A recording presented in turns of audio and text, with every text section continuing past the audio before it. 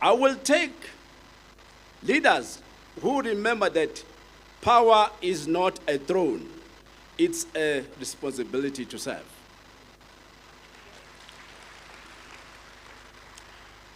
We must build an economy that rewards innovation, empowers small business, and protect the poor.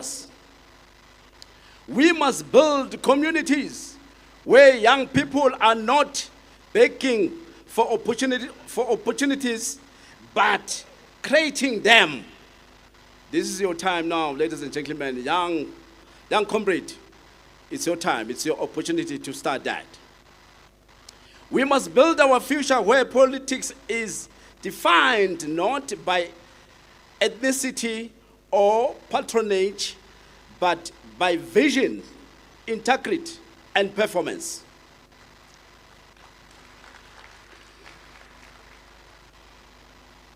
So today, I ask each of you, will you be part of this, of the generation that speaks about change or the generation that deliver it?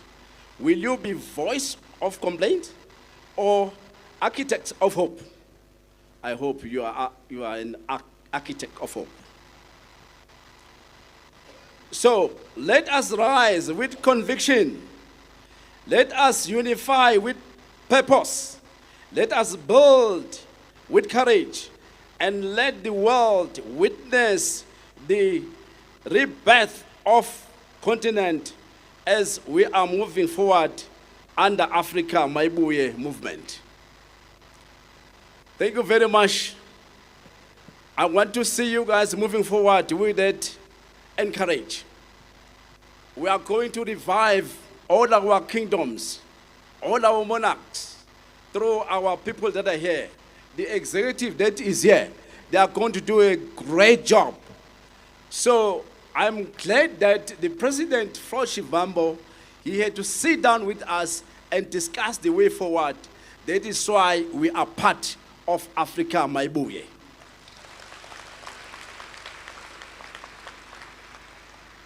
I am happy that Flo Shivambo is going to give us power and that dignity that was taken by Dr. Verwoerd in 1960. That was 5 October. When they start to bring Republic of South Africa, they stopped monarchs. They made a referendum that British must now come to an end with what we call kingdoms. But today, we are going to revive that through President Flo Shivambo. Thank you very much. It was a great day. We are going to continue to move forward with this organization, and we still have another day tomorrow. Thank you so much. I love you all.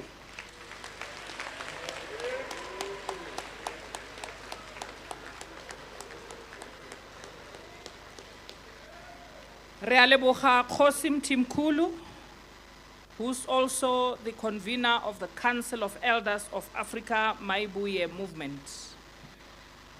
Comrades, on the 19th of June, when all people from all walks of life, from different backgrounds, came here to Johannesburg to speak to one of the greatest minds of our time, they all agreed to hold his hand. They all agreed one common goal, and what stood tall amongst all the deliberations was the fact that we need to go and consult our kingdoms, religious leaders, and all sectors of society in South Africa to ask the question on what is to be done. A great leader of our time did not look at the circumstances at the time and said he can do it alone.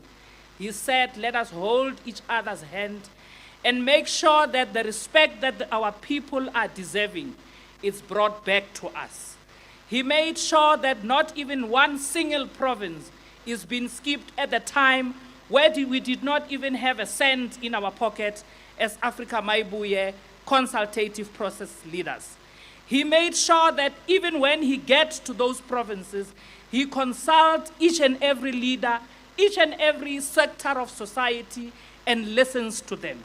And went as far as speaking to ordinary people on the street and wanting to understand what is it that we need to do differently as a consultation process at the time. And after formalizing Afrika Mayibuye movement as a political movement, we are here, gathered here, in culminating all these activities in a form of a convention called Afrika Mayibuye Convention. And that leader took us here, brought us here with all the difficulties that we are facing. Help me welcome to the podium the leader and president of Afrika Mayibuye movement, Comrade Nico Shivambu.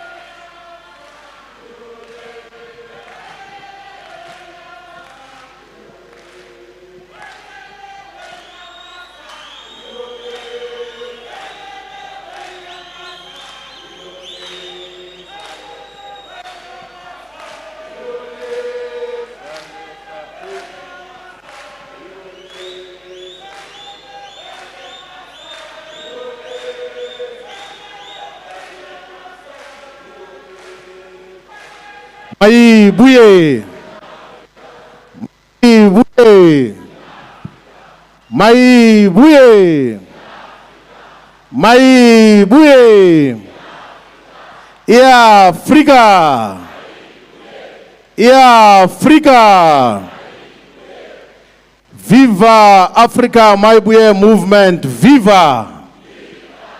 Long live Afrika Mayibuye movement, long live! Forward to total freedom and emancipation now, forward. Amanda. Away, two. Thank you very much, National Chairperson of Afrika Mayibuye movement, Comrade Mabato Mukause. Comrades, delegates, we salute the leadership of Afrika Mayibuye movement, the national core team, majority of whom were part of this NCT when it was still the national consultation team in the consultation process. We also want to acknowledge and recognize the provincial, regional, and sub-regional core teams that have since been constituted from the consultation process since the 5th of September, when we made an announcement of the formation of Afrika Mayibuye movement as a movement and as a political party.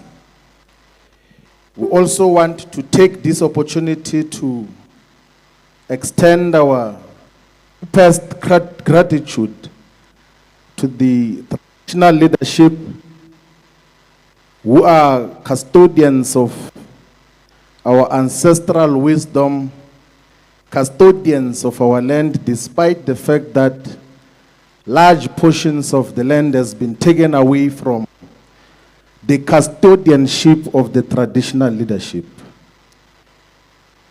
We want to take this opportunity to greet the religious leaders who inspire our moral strength in the struggle. We take this opportunity to greet the delegation and membership of Mayibuye Women's Movement, the leadership and delegation of Mayibuye Youth Movement, of Mayibuye Students Movement, of Mayibuye medics and all the formations that associate with Afrika Mayibuye movement. We greet all the guests that have joined us today here in the first National Convention of Afrika Mayibuye movement. We take the opportunity to greet and salute the people of South Africa, Africans in the continent and Africans in the diaspora. We are deeply humbled. First National Convention has been attended by delegations from all the 53 districts of South Africa, representing members and communities from all corners of South Africa. In terms of demarcation of the Municipal Demarcation Board, South Africa has got 53 districts. That includes district municipalities and metropolitan municipalities, but in Afrika Mayibuye movement, we have 54 regions, because instead of 3 regions,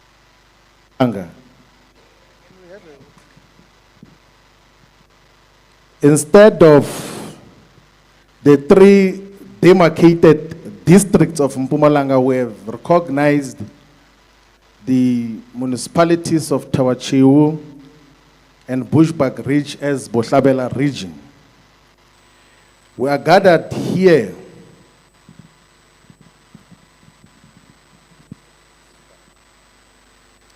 Thank you very much, because I realized that we were speaking from a working microphone and I was handed over a one which was not properly functional.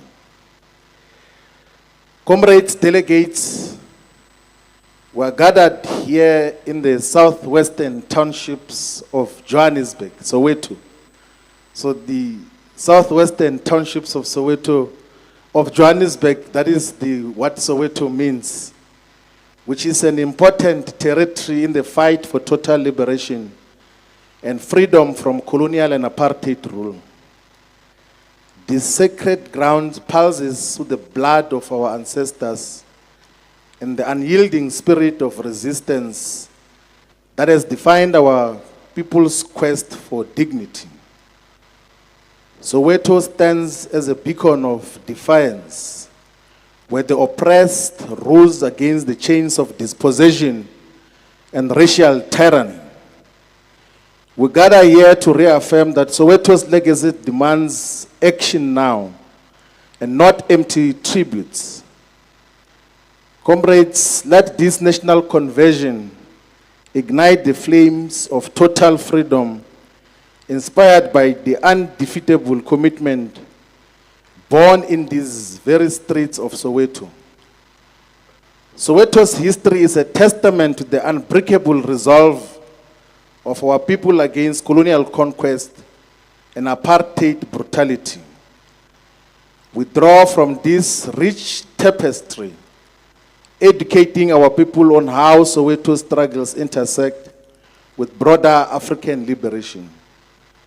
Today, as Afrika Mayibuye movement, we agitate for the completion of this unfinished revolution, ensuring that Soweto's pain fuels our push for total political, economic, social, cultural freedom and decolonization now. Throughout the years, Soweto became a fortress of resistance during the states of emergency, with rent boycotts, consumer boycotts, and civic associations like the Soweto Civic Association leading the charge. These actions crippled the regime's local governance, demonstrating the power of organized communities. We build hope from these victories, reminding our people that Soweto's resilience contributed to the demise of political apartheid. Soweto's resilience contributed to the demise and end of political apartheid. We make that observation because economic apartheid has not ended. Soweto continues to inspire our forward march, embodying the principles of Ubuntu, and collective prosperity that underpin our Restoration Manifesto. Soweto teaches us that true change comes from below, from the working class masses who refuse to bow. As we gather, let Soweto spirit propel us towards a liberated future, where our people control their destiny and are not stuck in the nostalgia of the past. We as Afrika Mayibuye movement rise from Soweto's ashes, building a movement that honors the past whilst seizing the future. These grounds of the southwestern townships of Johannesburg is where James Sofasonke Mpanza established Orlando through the land occupation in the period of late 1930s and early 1940s. So James Sofasonke Mpanza is known as Magebula, is the one who started Orlando Happy Boys, which was renamed Orlando Pirates Football Club in 1939. So his name is Magebula. That is why Orlando Pirates is known as Ezika Magebula. So we are paying tribute to James Sofasonke Mpanza, who was a leader of Sofasonke Party. If it were not of his courage, these southwestern townships would have not been formalized as proper and relatively better residential spaces in South Africa. We want to also acknowledge that it is here in the southwestern townships of South Africa where the discussions on the formation of the Congress Youth League took place in the 1940s, inspiring the generation that set as its generational mission freedom in our lifetime. The generation of Anton Muziwake Lambede, of Congress Mbata, of Nelson Mandela, of Oliver Tambo, of Walter Sisulu. That is a generation which in the 1940s said freedom in our lifetime, and that is the generation that has led South Africa to political freedom, because we have not yet achieved total freedom in South Africa. It is here in Soweto where the Freedom Charter was adopted on the 26th of June 1955, 70 years ago. It is here in Soweto where the people of South Africa said that the mineral wealth beneath the soil, the banks, and monopoly industries shall be transferred to the ownership of the people as a whole. It is also here in Soweto where the Pan-Africanist Congress of Azania was founded by one of the most outstanding revolutionaries, Robert Mangaliso Sobukwe, in 1959. Robert Mangaliso Sobukwe was the most feared leader in the struggle against white minority domination and apartheid in South Africa. It is here in Soweto where the June 16 uprising happened in 1976, when students rose against Bantu education. Comrades, you must pay attention that the June 16 uprising did not just end with the uprising only, it escalated to many other uprisings in many parts of the South African territory. As a result, the white capitalist establishment's consideration of a future South Africa without apartheid happened after the June 16 uprising. So the youth of Soweto played an important role in shaping the transition from apartheid to what we currently have. It is here in Soweto where the Congress of South African Students coordinated militant actions in the 1980s with different congresses.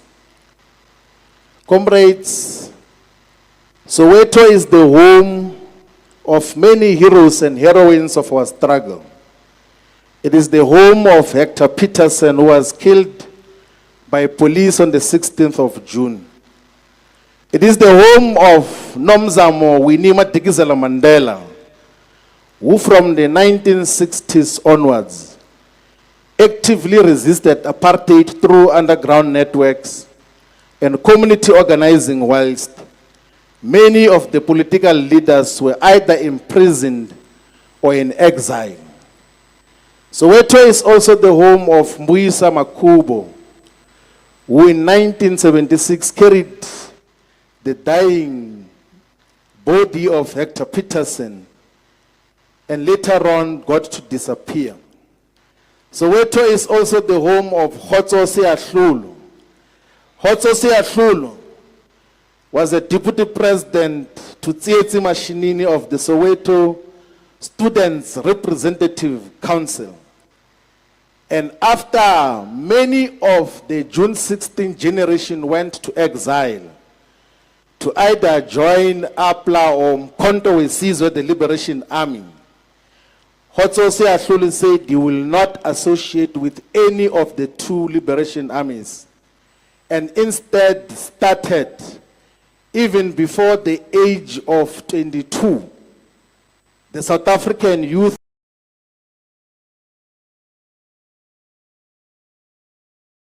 Revolutionary Council, which was the armed wing of the militant Black consciousness movement that ignited the June 16 uprising. Soweto is, of course, the home of Tsietsi Mashinini, who was the president of the Soweto Student Representative Council and the one who presided over planning for the June 16 uprising. Soweto is also the home of President Nelson Mandela, who stayed in Vilakazi Street here in Orlando. And despite some of the strategic retreats and compromises that happened when he was out and in prison, President Mandela played an important role in the struggle against apartheid and colonialism, and he was the first trained soldier and combatant of Mkhonto Wesizwe, the Liberation Army. Soweto is also the home of Archbishop Desmond Tutu, the Archbishop who stayed in Vilakazi Street as well, was a General Secretary of the South African Council of Churches, and rallied all the faith-based organizations here in South Africa, in the African continent, and in the world to resist apartheid. So, Chaplain General, the leadership of the church has played a very important role in the struggles against apartheid. And that was signified and symbolized by the role that Archbishop Desmond Tutu played. Soweto is also the home of Petrus Linda Jabani, the Lion of Shawela, who was a militant combatant, was fearless of the apartheid regime. It is the home of Albertina Sisulu, who was the founder and co-president of the United Democratic Front, the UDF, which was founded in 1983 and was able to agitate and mobilize the people of South Africa when all the other political parties were banned and exiled. And UDF's organizational model, under the leadership of Mama Albertina Sisulu, was such that there were so many affiliate organizations, more than 400 organizations were part of the UDF as a movement. So you would have different congresses and different organizations that belong to the UDF as a mobilizing instrument in the fight against apartheid. Soweto is also the home of Lilian Ngoyi. Lilian Ngoyi was part of those that organized the anti-pass march, which is now celebrated as Women's Day in South Africa. Soweto is also the home of Richard Maponya, who from the 1950s lived in Soweto and built a retail empire despite apartheid restrictions, and later on, of course, was honored by the mall which is down the road from where we are. Soweto is also the home of Sam Matsunyane, who in 1964 founded NAFCOC and is the one that founded the African Bank to empower black people. So here in Soweto, we have illustrious leaders that have played an important role. Delegates who are mentioning all these events and historical activities to say and demonstrate that we are gathering on sacred grounds, and that this national convention which we are convening here in Soweto will go down in history as one of the most important gatherings in the history of South Africa.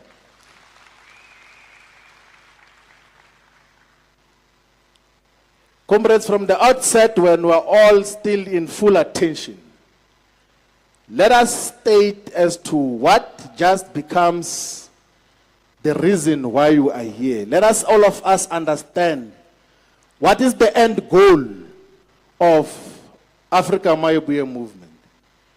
When we have achieved what we are going to discuss here, what is the ideal end goal? We, of course, all of us are going to shape the perspective as to what should be the end goal. My contribution is that Afrika Mayibuye movement must produce and empower selfless, politically conscious, and empowered leaders on the ground who are politically, economically, culturally, religiously educated, who understand our people. And all of us, comrades, we should appreciate that political education or political consciousness is not the ability to recite and quote huge phrases and words. Political education and understanding is the ability to know and understand one's surrounding and to develop clear and superior alternatives. Now, the most important thing, even if you can quote Das Kapital from volume 1 to volume 3, but if you do not understand the conditions of the people, such is meaningless. The leadership that Afrika Mayibuye movement must produce must be able to understand their surroundings and every little thing that exists where they stay. If you are a leader of Afrika Mayibuye movement in a municipality, you must know everything else about that municipality. You must also have a clear vision as to what are you going to do differently if the people of that municipality were to give you political power. That is the principle that all of us should have.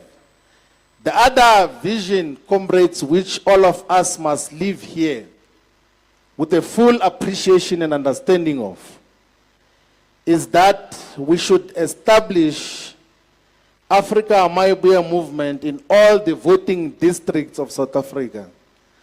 We currently have 23,000 voting districts in South Africa. In each and every voting district, there must be leadership structure of Afrika Mayibuye movement. And that is not impossible because today is the 6th of December 2025.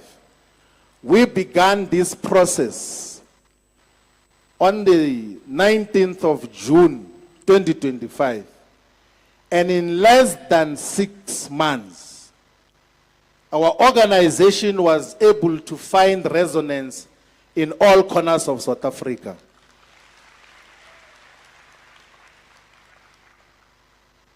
So comrades, if there is, and we must never underestimate the impact and the progress that we've made thus far. There are very few organizations in South Africa that can convene a national meeting that is attended by delegates from all the 53 districts of South Africa. If we were to try to count, you won't finish it in one hand in terms of counting the number of organizations that can convene a respectable and decent national meeting. And Afrika Mayibuye movement in less than 6 months has been able to convene a conference of people that we know, of people that have been identified as leaders of all the 205 local municipalities, 44 districts, and 8 metropolitan municipalities.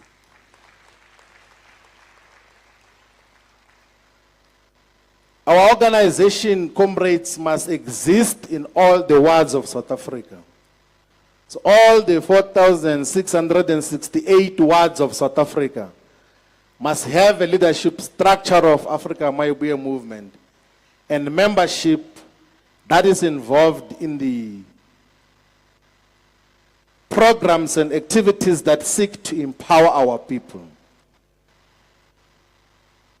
The branches of Afrika Mayibuye movement at VD level, at ward level, must be one with all the organized formations where they exist.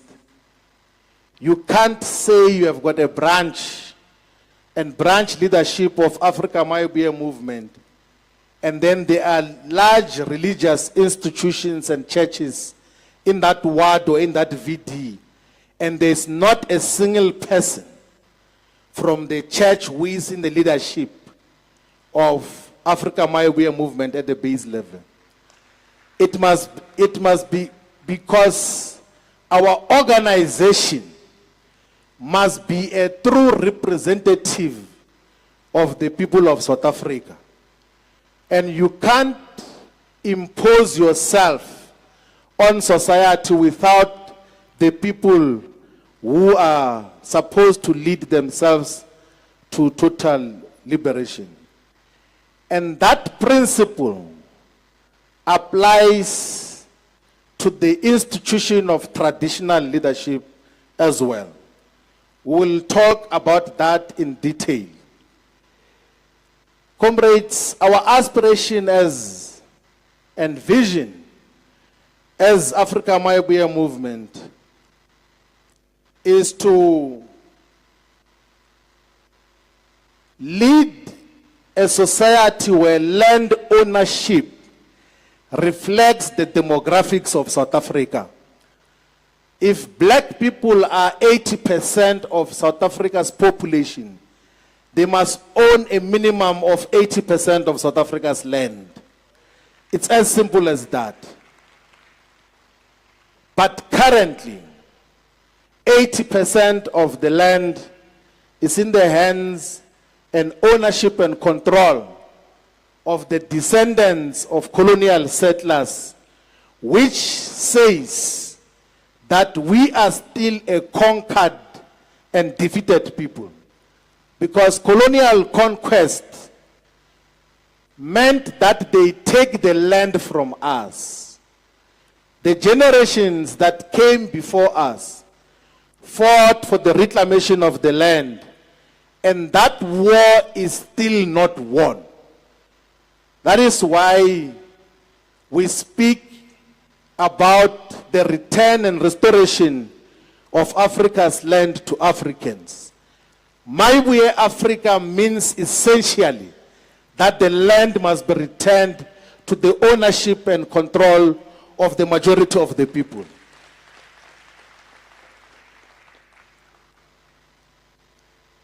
Our vision includes leading massive industrial development which will change the neo-colonial character of South Africa's economy.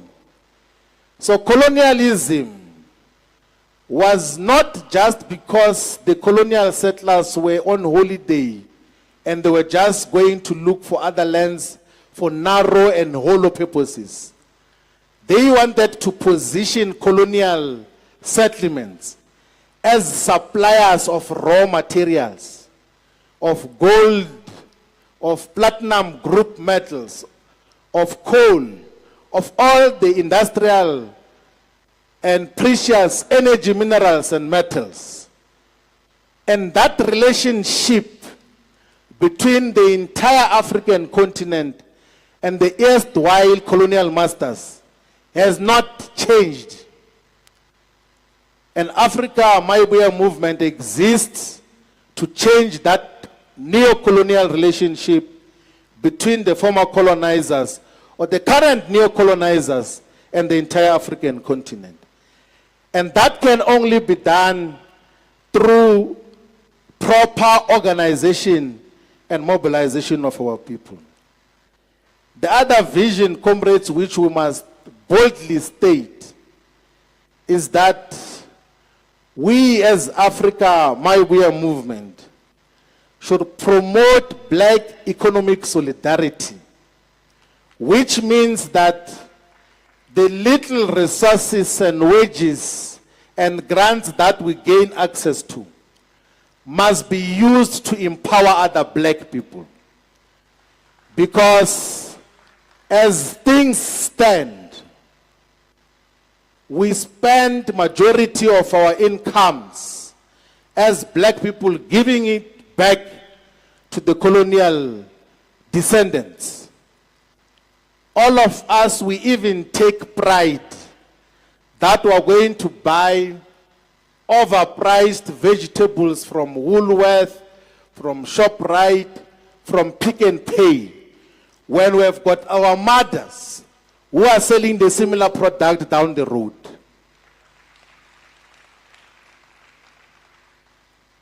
We, as Mayibuye, should promote the spirit of black economic solidarity.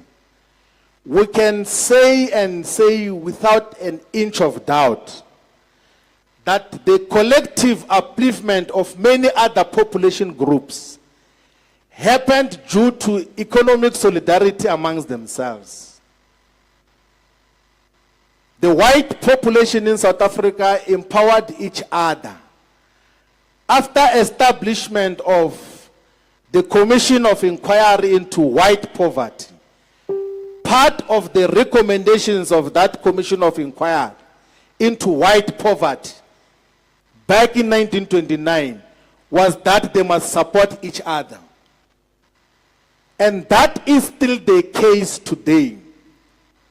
And how do you see that? Even if you can build the most beautiful restaurants in white people's areas, once they discover that it's owned by a black person, they will never go there.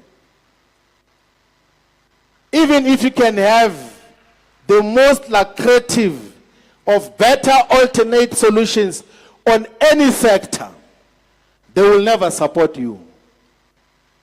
But they circulate money amongst themselves. It is the same principle that also applies to those whose origin is India. All of us know that if you want to buy something, if they don't have immediately, they will call the friend that my friend is going to bring it to you. You will never see anywhere where money and wages is spent on other people except themselves. But from us as black people, the resources and the money that we have is one-way traffic. To white people, to Pakistani spaza shops, to all sorts of things. We don't empower each other.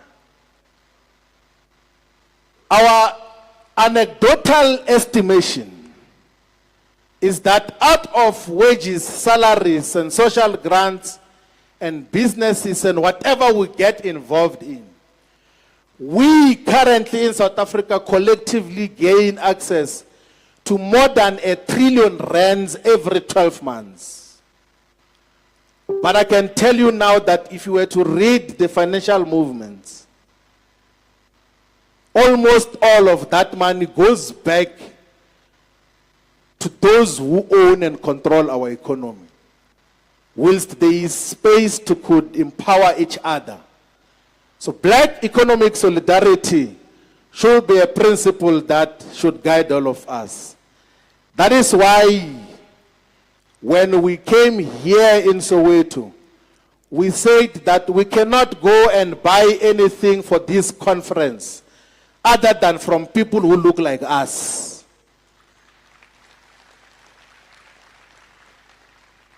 It's only in instances where we couldn't get people who look like us, where we could buy something from people who do not look like us. And that is the principle that we must sustain everywhere. As a black person, you must be ashamed that you spend the entirety of your salary without buying anything from a black person. It must be shameful that you spend and you even become proud that I'm shopping in Senten and spending all your resources on people that are not going to empower your neighbors and the people that you live with. We need, as a generation here in South Africa, starting here from South Africa and promoting it in the entire African continent and in the African diaspora. Because you find very renowned celebrities, black Americans, taking pride that they are wearing clothing items from Italy of Italians. And they think that is status, that is the symbol of success by promoting Italians, whilst amongst themselves, if they were to identify an entrepreneur somewhere to say, let us promote whatever you are producing as clothes, as shoes, as watches, then everyone else will pay attention and begin to give support to that. So black economic solidarity must be promoted here in South Africa and the African continent and in the African diaspora. Comrades, we also aspire as Afrika Mayibuye movement to contribute to the development of the entire African economy and continent. We have said several times, and we will continue to repeat it, that illegal immigration will not be contained as long as the African continent remains in a state of poverty and underdevelopment. We as Afrika Mayibuye movement, we do not agree, we will never promote illegal immigration. We will never agree that people who are not documented must just come in and out We will never associate with views that people must find creative ways to come into South Africa. We, however, must all appreciate as revolutionaries, as Pan-Africanists, that we have got an obligation to coordinate the development of the African economy. We should care in our planning when we take government. Nkosim Tumkulu says that I'm president of the country now. I think I must report union buildings on Monday.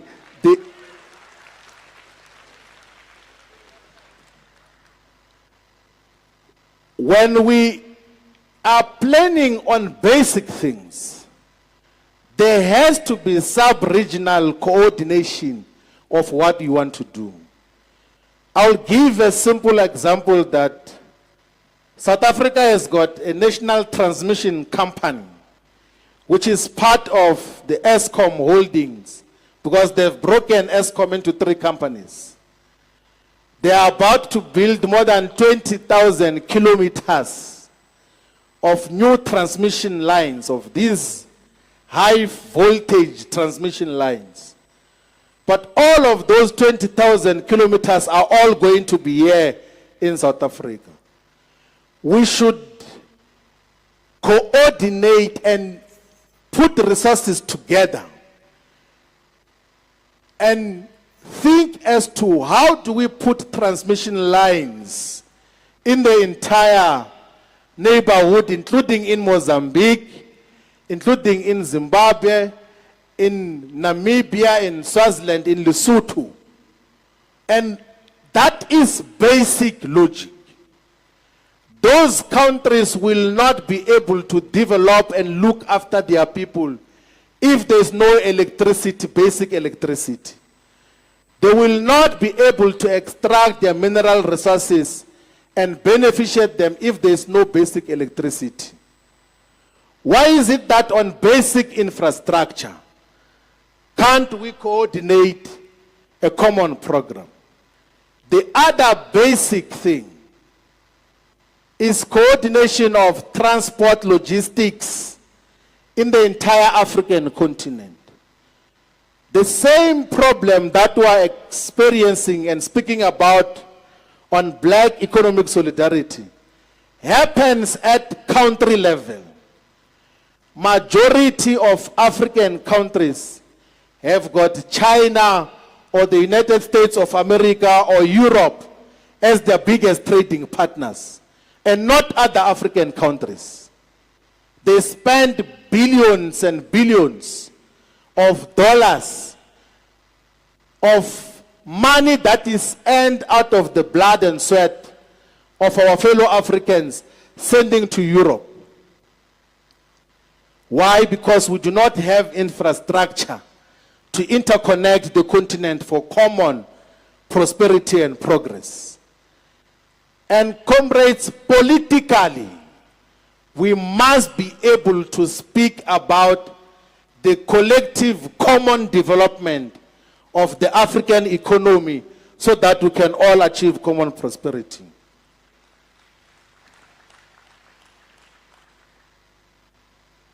Comrades, our vision includes the fact that we should create full employment in South Africa where everyone has got a job. Everyone who needs a job must have a job, irrespective of age.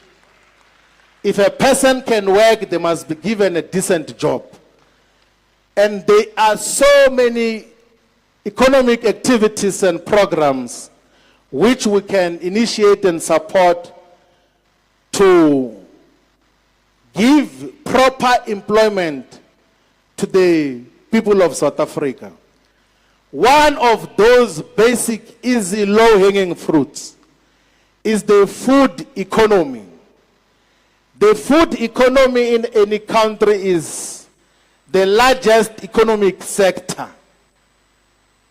Because here in South Africa, for instance, the 63 million of us must have food every day. And the food economy includes and involves everything from the tractors that must farm the land, the seeds, the packaging of the food, the transportation, the retail. Is the largest sector of any economy. But what is happening now, we go outside to go and import food into South Africa. If we're to have a clear developmental agenda, we can empower a lot of people from the food economy sector.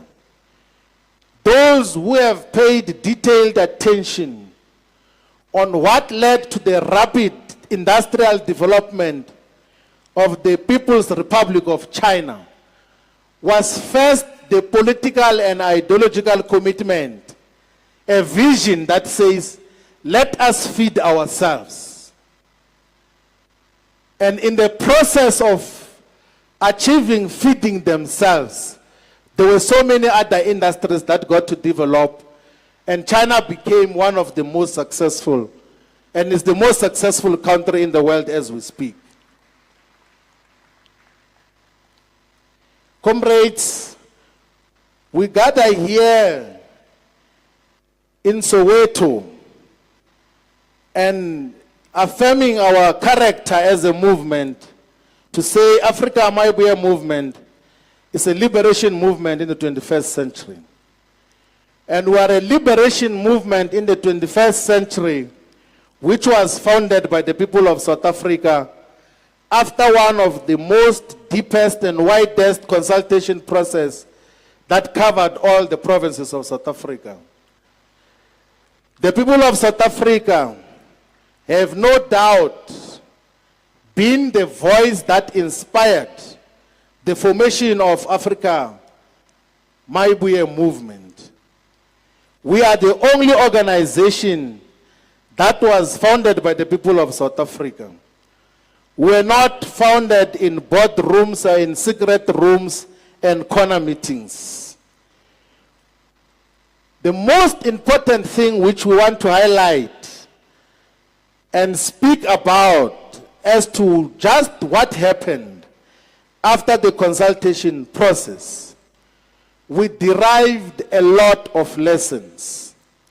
Part of the lessons which we must internalize and keep to heart as members and leaders of Mayibuye is that our people want to be listened to.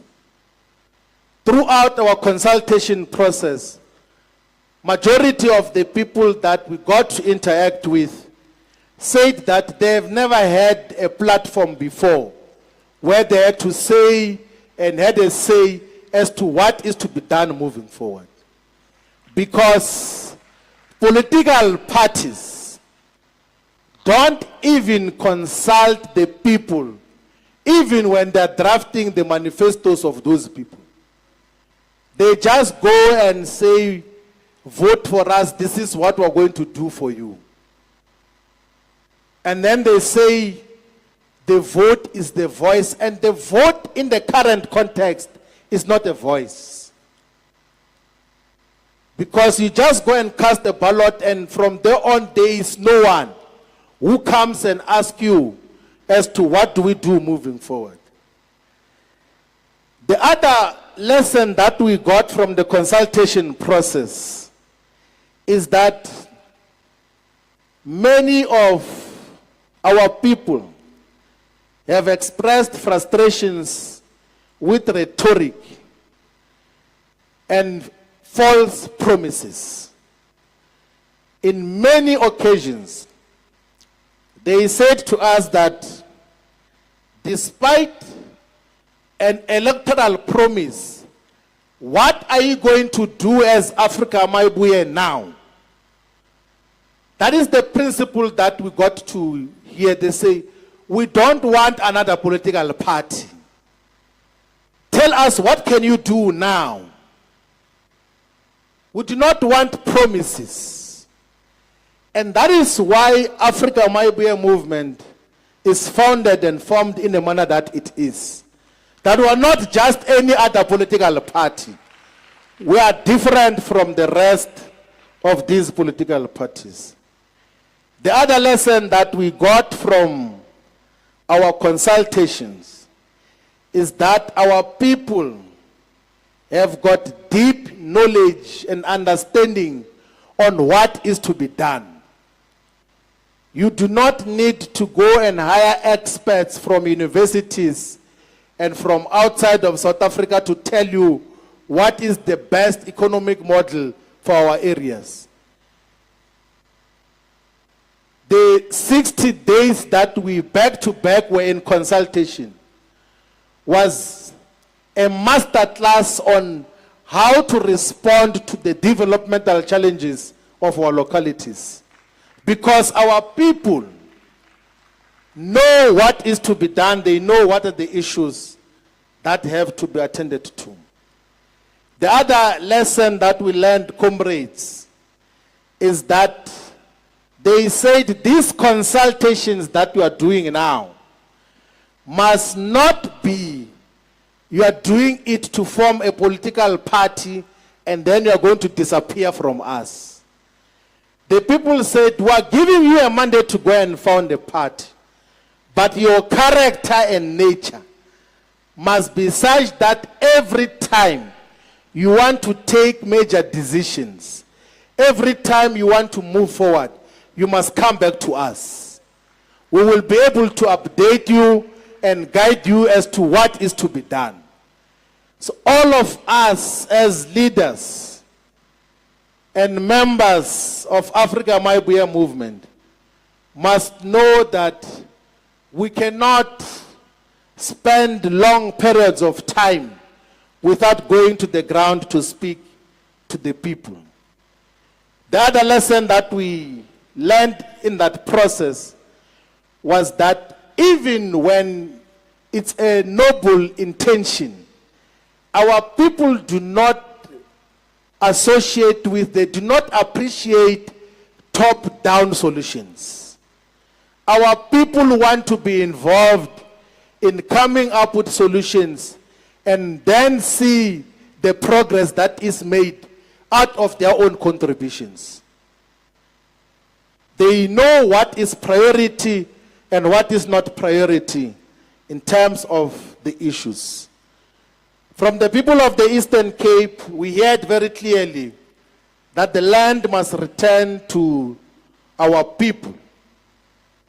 From the Free State, we heard very clearly that the mining profits must benefit workers and not foreign capitalists who drain our wealth. The Free State consultation was very emphatic that let us create space for small-scale participation in mining activities. And that is not zama-zama. It can be correct that we have got mineral-rich areas with platinum group metals with gold, but our people are not allowed to benefit out of those minerals. There has to be proper promotion of artisanal mining in all corners of South Africa. Our people must benefit immediately from the mineral resources. And comrades, all the structures of Afrika Mayibuye movement in the mining communities must not rule out the possibilities of developing programs to stop the multinational companies from mining in demand of benefits from the mining companies. Because we are fighting for total freedom and emancipation now.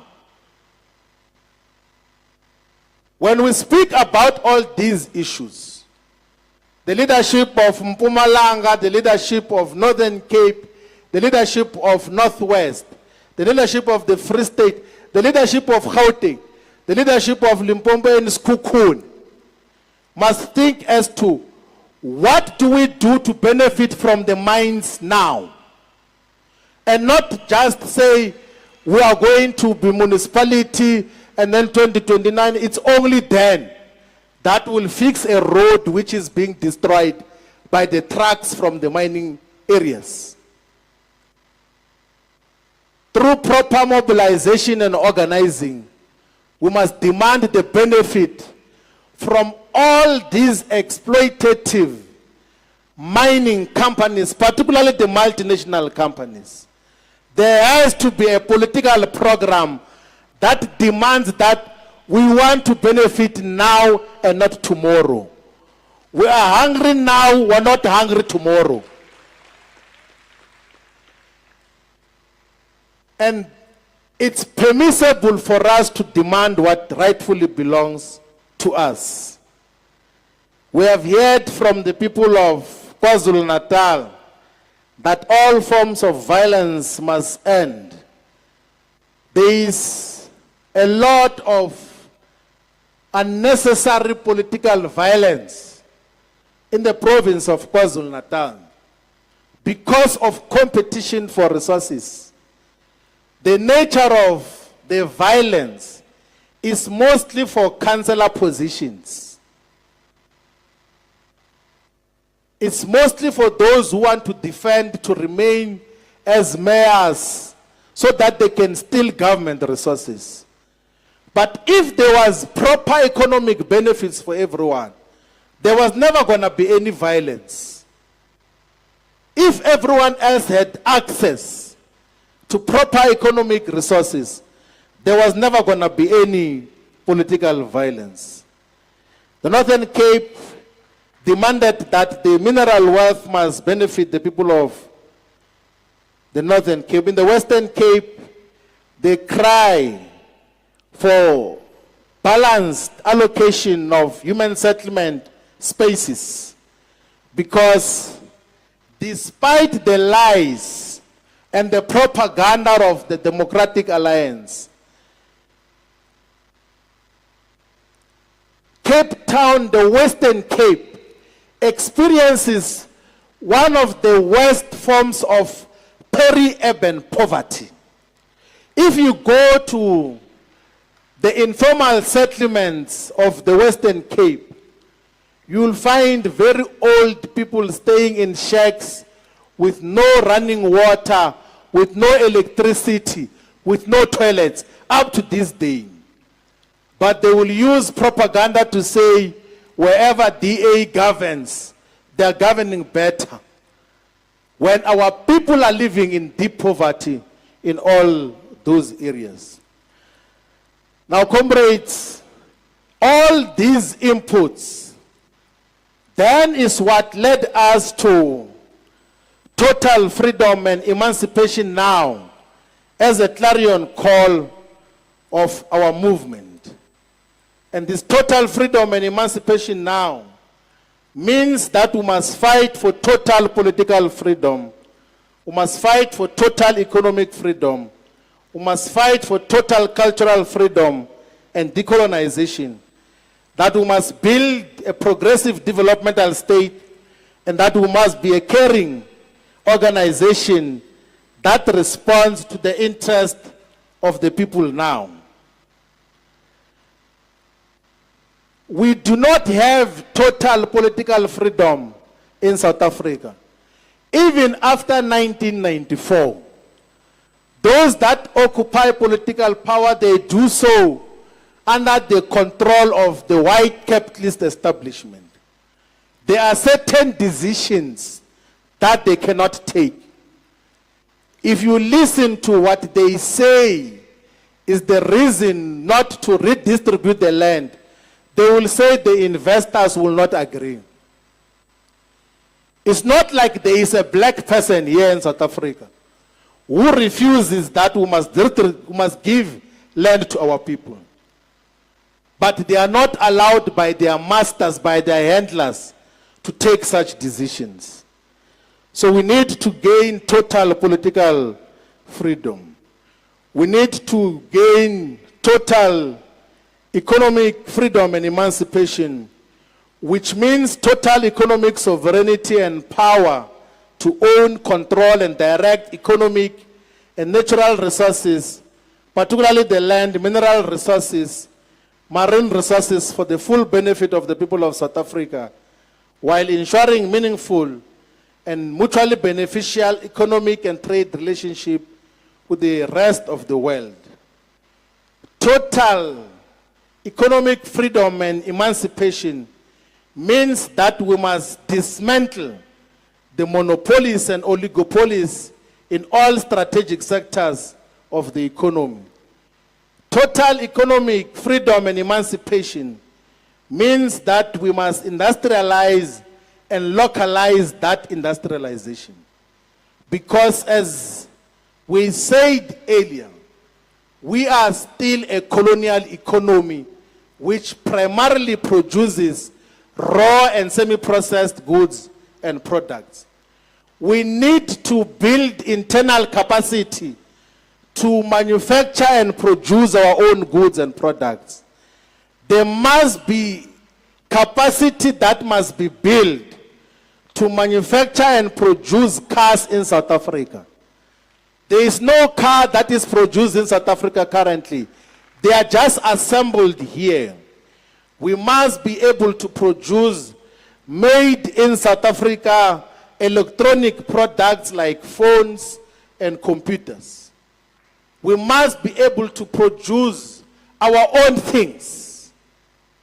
Currently, all of us are consumers of what comes from outside. We import almost everything, and that should come to an end. The other principle, comrades, is that we are fighting for total cultural freedom and decolonization. You know, our appreciation of the institution of traditional leadership and royalties in South Africa is not an elections gimmick. We are not doing that because we are trying to win votes. It's a principal issue which we appreciate, and we appreciate because we have had very deep interactions with traditional leaders in all corners of South Africa. We have had interaction with Hosi Mahonisi of Mahonisi Tribal Authority in Collins, Chaban. We have had interaction with Hosi Shilungwa Minga of the Minga dynasty in Collins, Chaban, who has got elaborate plans of what should be done in the Kruger National Park, particularly converting of the landing strip that is owned by the Department of Defense into an international airport, thereby attracting tourists and economic activities that will benefit the people. We constantly have interaction with Osima Donsi, who is also the sub-regional chairperson of Afrika Mayibuye in Collins Chabani municipality. We have constant interaction with Hosi Magona, who is the deputy chairperson of Afrika Mayibuye in Limpopo province. We have constant interaction with Hosi Mike Matebe, who is our provincial chairperson in the province of Limpopo. When we have proper representation of traditional leadership in all our leadership structures. When we were in the Free State, we had benefited a lot from the female king Gaboililwe Moroka of Barolong Basileka in Tabanchu. We even gave us exposure to the Invest Rural strategy, which is one of the most comprehensive plans on how rural development must be pursued. We have had and we constantly have interactions with Hosi Mkwena or of Matibela Tribal Authority in Bushbuck Ridge. Hosi Mkwena is the president of Contralesa, and he has got one of the most dynamic tribal authorities which we had very deep interaction with and received guidance from. We of course have constant interaction with Inkosi Mthimkhulu, the chairperson of our Council of Elders who spoke here and proclaimed the future as to how we're going to move forward. And when you listen to Hosim Tumkulu, he has got elaborate plans as to how do we benefit the custodians of the land, the traditional leadership here in South Africa, and how do we build relations with other parts of the African continent. We have had and we continue to have constant interaction with Nkosi Mthethwa in Mandeni, in Ilembe district in KwaZulu-Natal.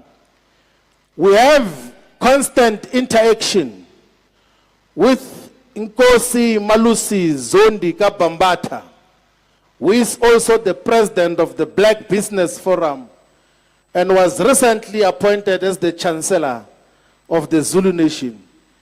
Very straightforward and forward-thinking traditional leader, royal leader who knows what he stands for and what principles must be protected. Doesn't compromise, is always consistent on all the issues that he speaks about. We have had interactions constantly with Kosikuru Tony Ramaburana, the king of the Venda Nation, who has got elaborate ideas on what should be done to develop the people of Tulamela, the people of Makado, of Musina, of all the areas where he oversees as a king. We have had interaction, although brief, with Her Majesty the Queen, Masalanabo Mjaji VII, who has got very clear ideas as to what do we do with the future of traditional leadership. We constantly interact with Wosima Budu Tembe from Mhlabea Lingana, who is responsible for the Tembe Nation. We have interaction with Nkosi Temba of Kwatemba in eThekwini, in KwaZulu-Natal, who is leading from the front, and even recently opened a developmental project which is written on the board that he is the one who opened there, not some politicians who are trying to take advantage of that particular project. We've had interactions and will continue to have interaction with Kumkani Asangana Sitau of Amakosa, Avulikaya.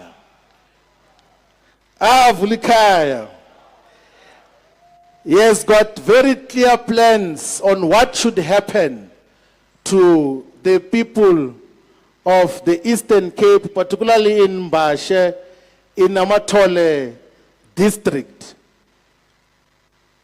I'm not sure if we can talk about the ones that went to Israel. We've had interaction with Queen Mother of Bapedi, Muhammadi Manyako Tulare. And even in our recent interaction, one of the princes said that she has been waiting for the leadership of Afrika Mayibuye movement to come and give guidance, and we are going to do and fulfill that particular visit. We have had interaction with the national chairperson of the Chiefs Council, Ingwenyama Makosonke II Mabena of Kwandebele, who gave us proper guidance on all the issues that we spoke about, and also appraised us of the land claims which the Kwandebele Nation is lodging against the current government. We also have been in contact with Ngwenyama Maboko III of Kwandebele, whom, due to limitations of time and interaction, were not able to meet, and we will meet so that we can share the notes. And of course, we have had constant interaction with Indlulamiti Yamakosi, Isilo Misizulu Kazolitini, who has got one of the most comprehensive plans on how to develop the people of KwaZulu-Natal and building relations with other nations here in South Africa and in the world.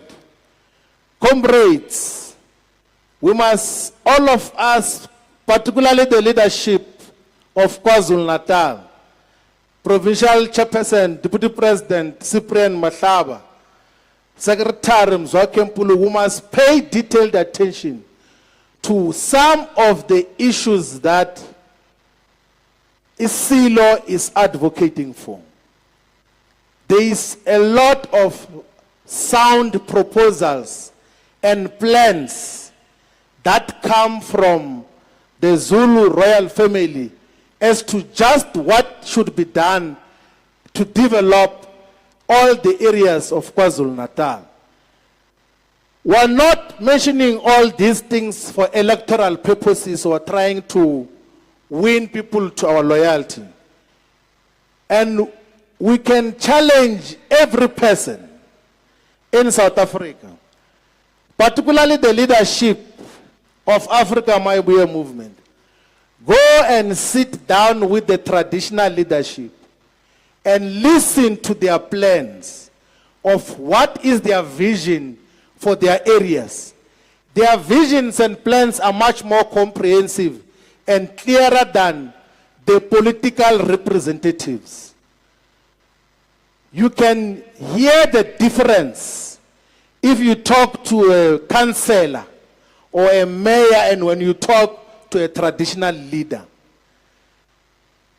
It's therefore tragic that South Africa has neglected an important institution of traditional leadership and is only treating it as tokens. So, comrades, the character of Afrika Mayibuye movement includes recognition of the institution of traditional leadership, and we are not being backward about that. We are being progressive. We are affirming the principle of Mayibuye in Africa. The other principle that, comrades, we must defend is to build a progressive developmental state. Currently, South Africa does not have a developmental state. It has got a tendering state. The role of government now is to administer tenders. The role of the current governments at all levels is to administer tenders. They issue tenders to even close a very small pothole. If there is a broken window in a municipal office, there must be a tender to replace the broken window. If they want to buy stationery for the municipality, there must be a tender to supply stationery, pens and pencils. When you can just send someone and say, down the road, they go and buy pens and pencils. They even have tenders to do the things which they are employed to do. To write letters. They said there's a consultancy company, debt collection, is to write letters that please pay the municipality. We do not have a developmental state in South Africa. We have got a tendering state, a tender administration state, a corrupt tender administration state. And I can tell you now that all the political parties that exist in South Africa, all are instruments of self-enrichment out of tenders. All of them. So all the political parties, the ruling party from 1994, doesn't make it a secret. And these ones that are trying to posture like they are alternatives to the ANC are worse than the ANC in pursuit of tenders. And some of us can speak boldly and can illustrate to the people of South Africa that outside of the rhetoric, outside of the lies that are told, the primary purpose of all the political organizations and their leaders is to benefit from corrupt tenders. To the extent that some have got no shame in participating in tenders of bucket toilets and even have the courage to defend such. Some have got no shame in participating in tenders of security whose role is to evict people from the land and to destroy people's properties. You find that a security company, Red Ants or something like that, has got a political leader who says, no, we want to defend our people's rights to occupy the land. But on the other side, the company which they own or benefit from is destroying the people's properties. We should be and must be the only party, the only movement that does not fall into the temptation of corrupt tenders. We should run a developmental state that is based on meritocracy, that is based on people who can perform the functions that they are assigned to perform. I've made a commitment that I don't want to talk about current affairs. If I was going to do that today, I was going to illustrate what mediocrity is by some person who, when they were talking to them, were busy putting lipsticks and looking at their phone, and that person was presiding over a metropolitan municipality for a very long time. But when you listen to that person, you realize why there is a crisis in the city of Ekurhuleni. You know, there was an attempt in the past in Ekurhuleni to beautify the entrances of the major towns and cities, or the major areas. So they will decorate and then put a sign, welcome to Tembisa, welcome to Thokoza. But now if you go there, there's no longer welcome to Tembisa, it's welcome to Isa, because the other ones have fallen off. Or welcome to Koza, because there's no longer Thokoza as a fool. And in some instances, the grass grows to even hide that sign that says, welcome to David. The grass hides that.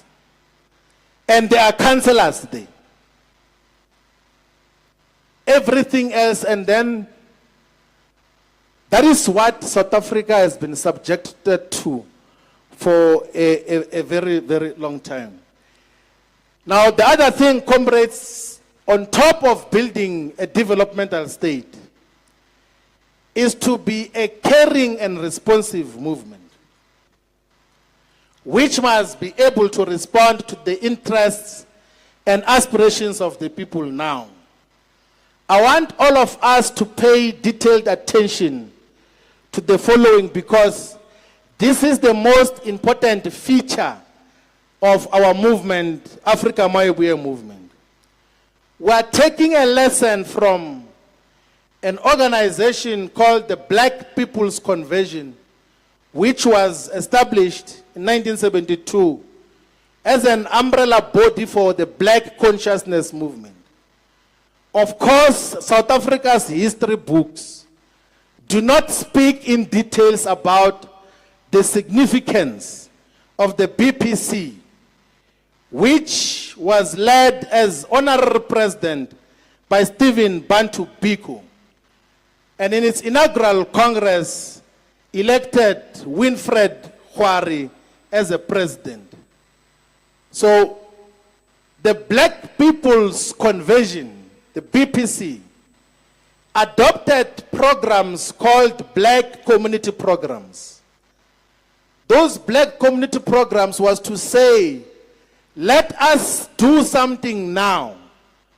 Instead of waiting to overthrow apartheid, yes, we're fighting against apartheid, and we're going to overthrow it at some stage. But what do we do now for Black people?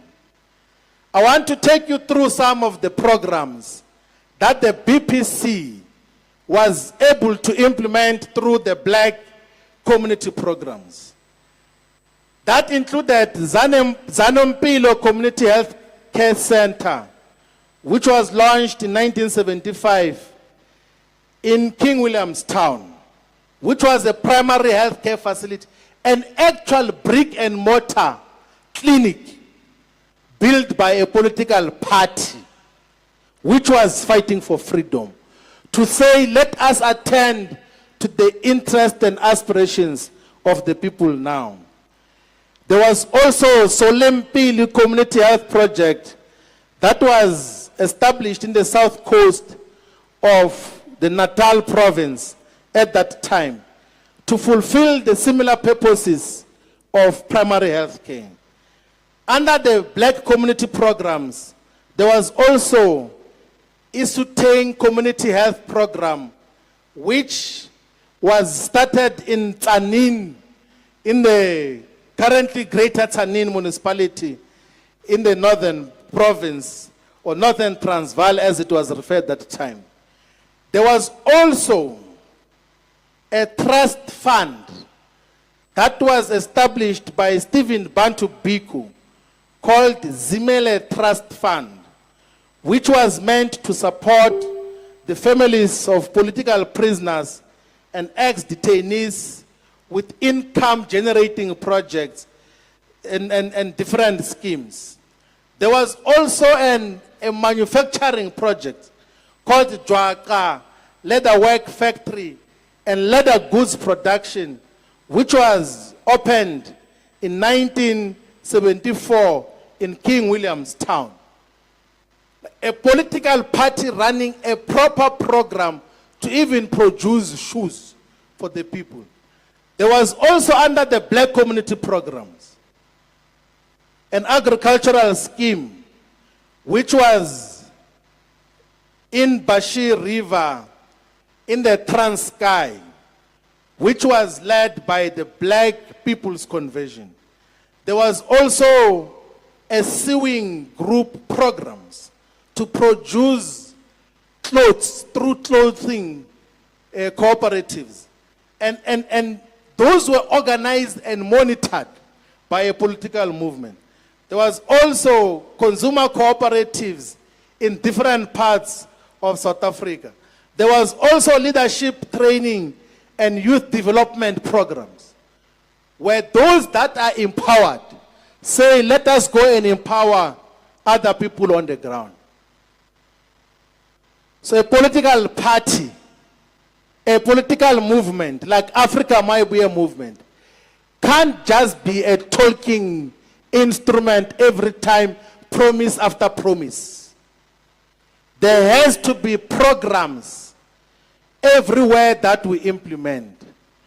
When we review the work of sub-regions, when we review the work of regional leadership and provincial leadership, we are going to ask you, what are you doing for the people now? Not that we have had 20 meetings. We did door to door to promise people things. We should report on what have you done now.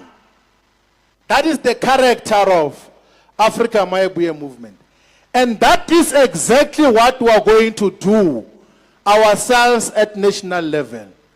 When we raise enough resources, we will build our own long-lasting community health, primary health care programs in all parts of South Africa. when we raise our own resources, we'll prioritize building quality schools in areas that do not have access to quality education. When we have got access to resources, we'll prioritize building of TVET colleges, of even universities to empower our people. You have got right-wing organizations in South Africa today that are building universities. But there is not a single black organization. There is not a single black association that is saying, let us build a university. But right-wing forces who are destabilizing this country, who are at the center of undermining the sovereignty of South Africa, are building universities. Ourselves, even when we have got government, we are not doing anything. And that is what Afrika Mayibuye movement should seek to change. So comrades, that becomes one of the clear understanding that we must have. You must think as to what do you do. Some of the interventions that you must do as part of social assistance do not need money. You must first plan as to what are the things that we can do as a sub-region, as a branch, as a region, as a province that does not need immediate money. We have already illustrated that we are existing because the former liberation movement is dying a natural death. The former liberation movement will never be resuscitated by anything. There won't be anyone who will be able to resuscitate they are dwindling into insignificance, and that will be permanent. There is nothing that is going to save the ANC, even if the one who was is and is to come were to come and intervene directly, it will never change. Their problems are getting worse. Our concern as comrades and the posture that Afrika Mayibuye movement should think about is outside of the former liberation movement. Do we have alternative political movements in South Africa? Because the ones that exist can't be allowed to get anywhere close to state power with resources. The ones that are supposed to be alternatives can't be allowed anywhere close to state resources. I speak boldly and with full knowledge because I've been very senior in both the supposed alternatives, and I've got the clearest of knowledge. I can tell you exact details of what are the real intentions of those political, so-called political parties. Their intentions is not about the people. You know, comrades, I've sat in a meeting where, as an official item on the agenda, there was a discussion on how to steal government money.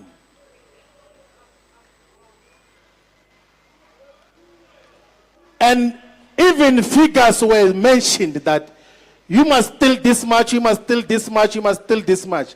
And I'm not saying fiction. I'm not telling you fiction. And the character of these supposed political parties, which are supposed to be alternatives, will never change. There is a crisis of individual and collective narcissism, which is not curable. In both the organizations. So it will be irresponsible of Afrika Mayibuye movement to not do anything when we are faced with a crisis.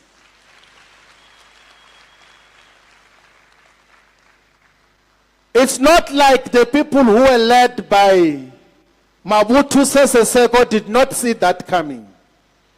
They saw it from the beginning that this can lead society, but they allowed him to rise. It's not like people who were led by Idi Amin Dada, they did not see that happening. They allowed him to rise. It's not like the people who are led by Paul Biya in Cameroon did not see the problems of Paul Biya. More than 90 years old, but wants to remain as a head of state. Only comes for State of the Nation and then goes back to France full time. We are not going to allow Mobutu Sese Seko, Idi Amin Dada, or Paul Biya in South Africa. It will never happen. We are not going to legitimate nonsense that pretends to be revolutionary.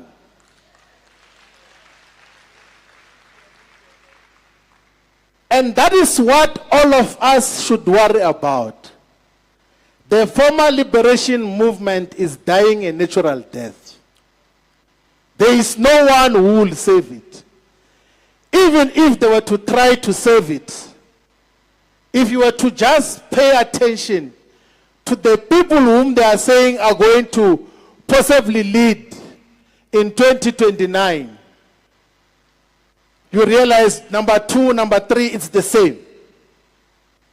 There is no difference. If not worse. We can't allow that to happen. We can't surrender the lives of our people to corrupt individuals, to self-seeking and self-enriching political leaders. That is why we have to solidify ourselves on the ground. Now, comrades, all of us must appreciate that a political party, although being a one entity, it expresses itself in multiple manifestations. Our primary character is that we are a liberation movement, an honest liberation movement in the 21st century. And we are the only one. But when we are government, those who come into contact with Afrika Mayibuye government must be saying that Afrika Mayibuye is the best government ever. That responds to the aspirations of the people. Those that come to contact with Mayibuye through the women's movement must embrace it as a champion of women's rights and women's equality. Those that come into contact through the youth movement must embrace Mayibuye as the most dependable youth organization that is fighting for youth interests. Those that come into contact to Mayibuye through students must feel it as the most dependable student movement. Our friends in the continent must say that in South Africa, in Southern Africa, the only dependable ally is Afrika Mayibuye movement, because it tells no lies, it claims no easy victories. It appreciates that we have got common destiny. Our friends in the world must say that Afrika Mayibuye movement is our true friend, that we can pursue developmental agendas and programs together. Now, comrades, any self-respecting organization must always have tools of analysis and guide to action. You need a telescope to understand society politically. It's not too commonsensical. There has to be some tools of analysis that guide all of us on how we're going to pursue our struggle. And we say in the Restoration Manifesto here of Afrika Mayibuye movement that we are driven by scientific socialism. Chris Hani, when he was asked as to what is socialism, he says that socialism is not about big concepts and heavy theory. Socialism is about decent shelter for those who are homeless. It is about water for those who have no safe drinking water. It is about health care.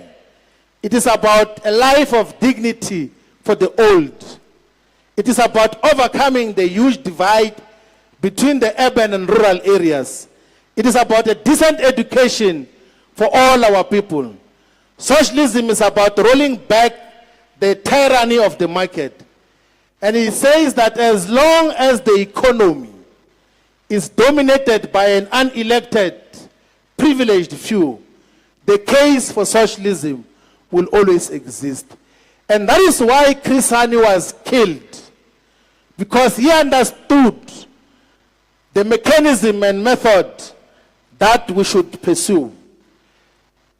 Now, we spoke briefly about the miraculous, rapid development of the People's Republic of China.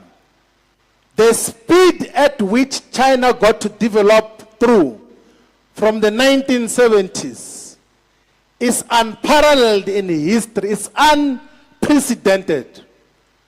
To take more than 800 million people out of poverty, to build an economy from being the 100th most successful economy to be #1 economy in the world.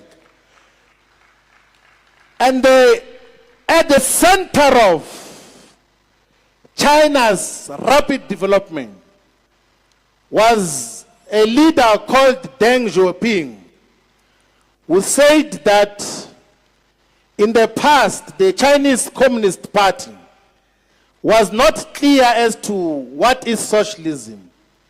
And then he says that the scientific socialism attaches utmost importance to the development of the productive forces.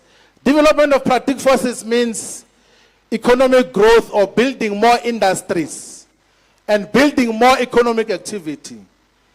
And then he says that we have said that socialism is the primary stage of communism, and at that advanced stage, the people, the principle of each from according to his ability to each according to his needs will prevail. And then he says that the most important thing is to develop the productive forces so that there is an overwhelming abundance of material wealth. Therefore, the fundamental task of the socialist stage is to develop the productive forces. The superiority of the socialist system is demonstrated in the final analysis by faster and greater development of those forces than will happen under a capitalist system. Now, comrades, it sounds very convoluted or difficult. It's not. I'm going to try to explain this. The countries that got to develop faster are those that were developing infrastructure and the entire economy for common benefit, rather than those who were developing for capitalists to benefit as individuals. Because if you say that your economy is going to be developed exclusively by individuals, they can take a decision for whatever reason not to put money into the development of the economy. Sometimes even for racist purposes, sometimes for sabotage purposes.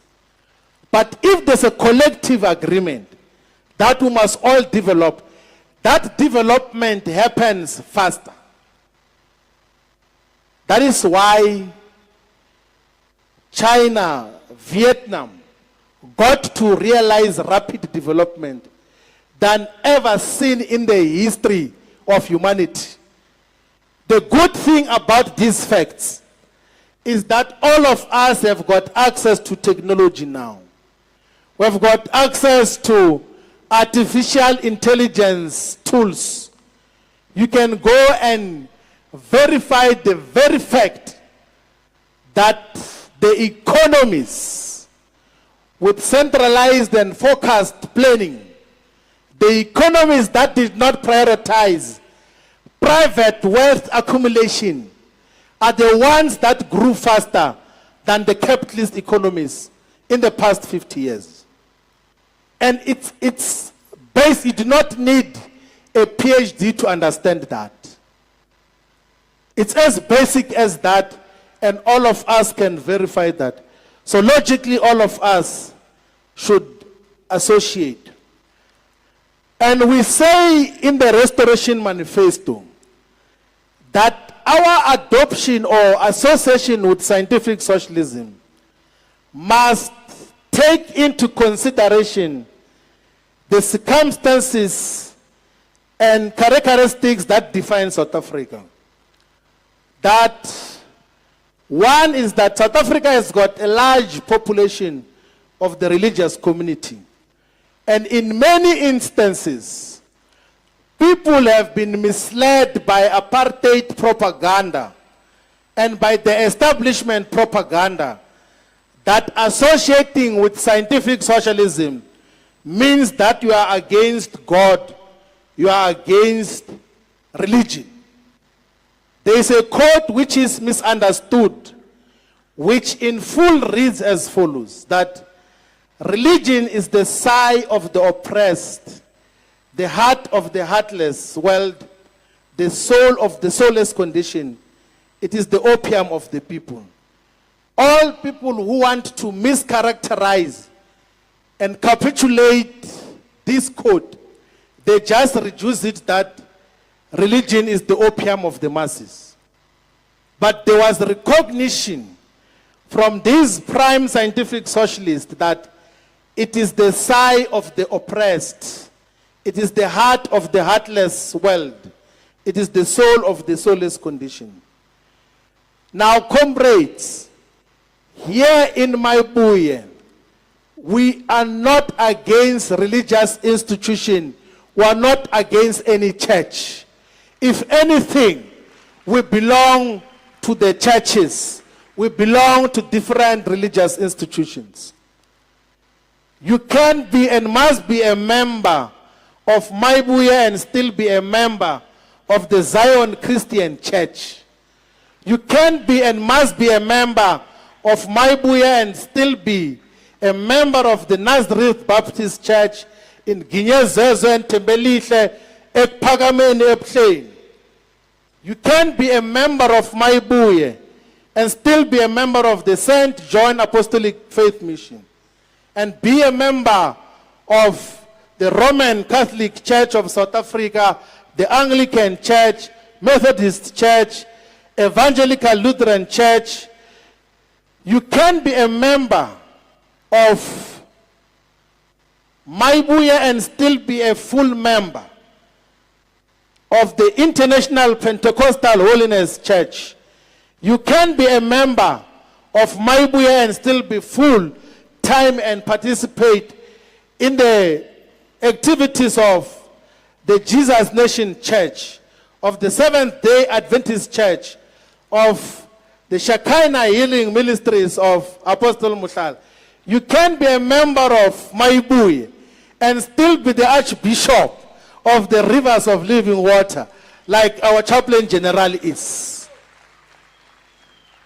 So there is no condition, none whatsoever, that it's either church or Mayibuye who are same. If anything, religion plays an important role in terms of raising some levels of conscience. Ripalo. Because some of the things that these people do, you realize that they've got no association, none whatsoever, with any God. The ruthlessness through which they steal, the manner in which, when people are about to expose them, they just easily hire someone, go and kill that one so that they don't expose me, kill. With necessary conscience, God conscious, you can't involve yourselves in such. If anything, Mayibuye is safer with leaders who have got conscience that is also informed by some degree of association with religious institutions. 90% of the people of South Africa, if not 96%, belong to one or another form of religion. So if we are against, if we were to become against religion, who are we representing? If you are against religion, if you are against the church, who are you representing? Because 90% of the people of South Africa are religious. They believe in God. There might be different mechanisms of how they pray. There might be different modalities of when they go to church. And if you want to lead and then you say, no, we are leading ourselves. That is why it will not make any sense for the leadership structures and membership of Mayibuye in the province of Limpopo to not have members of the Zion Christian Church, which is the largest in the province. It will not make sense for the leadership in KwaZulu-Natal to have representatives from and leadership from the Nazareth Baptist Church, it's known as Shambe Church. At least we have in the NCT Bishop Ngulunga, who is from the Nazareth Baptist Church, as part of the leadership collective. And that should be the character of our movement on the ground. When you are a sub-regional leader in any parts of South Africa, if you are leading Mafikeng, yes, you will know that the number of wards is 34 or 36. But when we ask you how many churches are there, you must know all of them. And how many traditional leaders are there, you must know all of them as well. And who are they presiding over? Because we will not be able to liberate this country if we do not know our people. And where are our people? Our people are organized in religious institutions. The biggest form of organization in South Africa is religious institutions.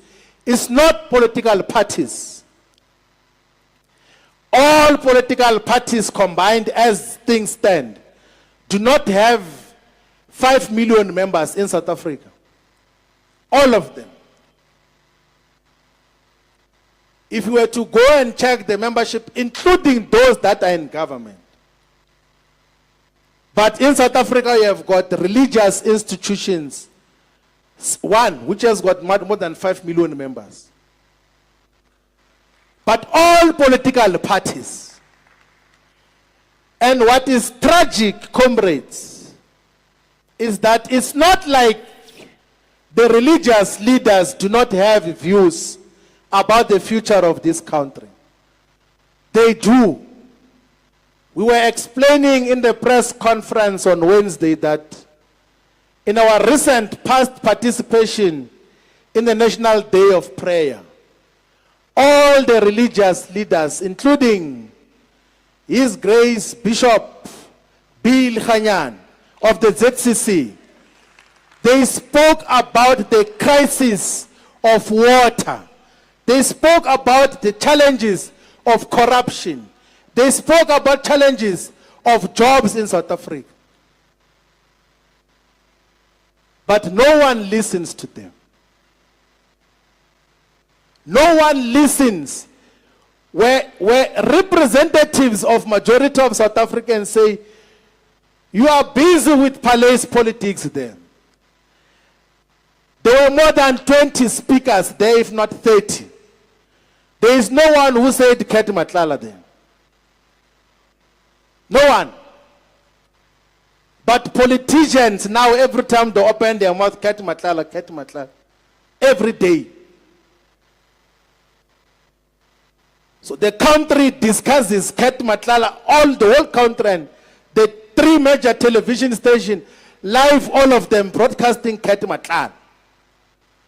When our people are waterless, when our people are homeless, when our people are sleeping under bridges, when our people are losing their jobs, when our people are dying of hunger,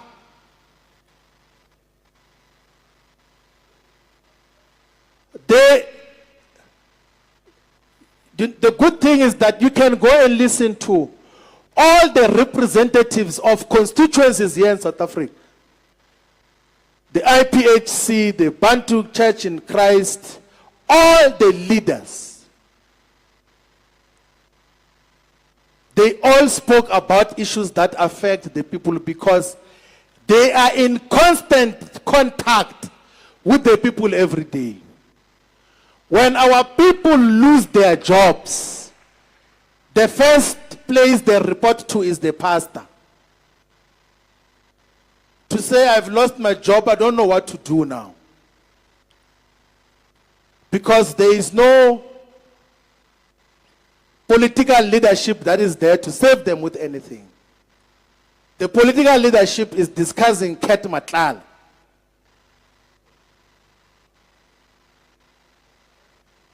And content creators in parliament like they feel very powerful that no.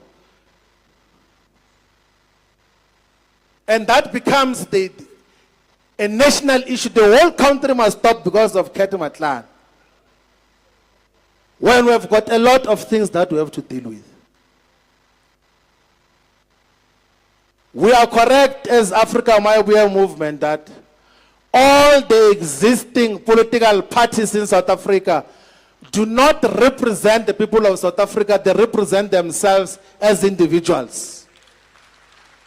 And that is why we have to fill that vacuum as a movement. That is why we say, let us declare a national state of disaster on the water shortages. Let us say that within the next 12 months, there must not be a village, there must not be a township, there must not be an area in South Africa without running water. That is why we say as Mayibuye that let us have a commission of inquiry on poverty of our people and solutions of our people. And broadcast that and have solutions. And learn from the best experiences all over the world as to how to defeat poverty. But now, all that doesn't matter because our focus is KT Mulife. And of course, those who are involved in wrongdoing must be held accountable. There has to be action on all of those people, but the country can't collapse everything to focus on just criminal elements. And then we stop everything. There is no water plan in South Africa as to how are we going to give clean and running water in all the areas that are waterless, in Jozini, in parts of Zululand, in parts of Rustenburg, in many parts of eThekwini, where there is no water and people are benefiting from the water tankers. When are we sitting down to talk about water? All of us and say, let's resolve water. And then when we're done with water, we say, now let's go to healthcare facilities and have clinics everywhere. When we're done, let us remove these pit toilets in schools. Systematically like that will resolve our problems. But now we're all over, there is crisis everywhere. There's not been anything that has been resolved by the post-1994 government.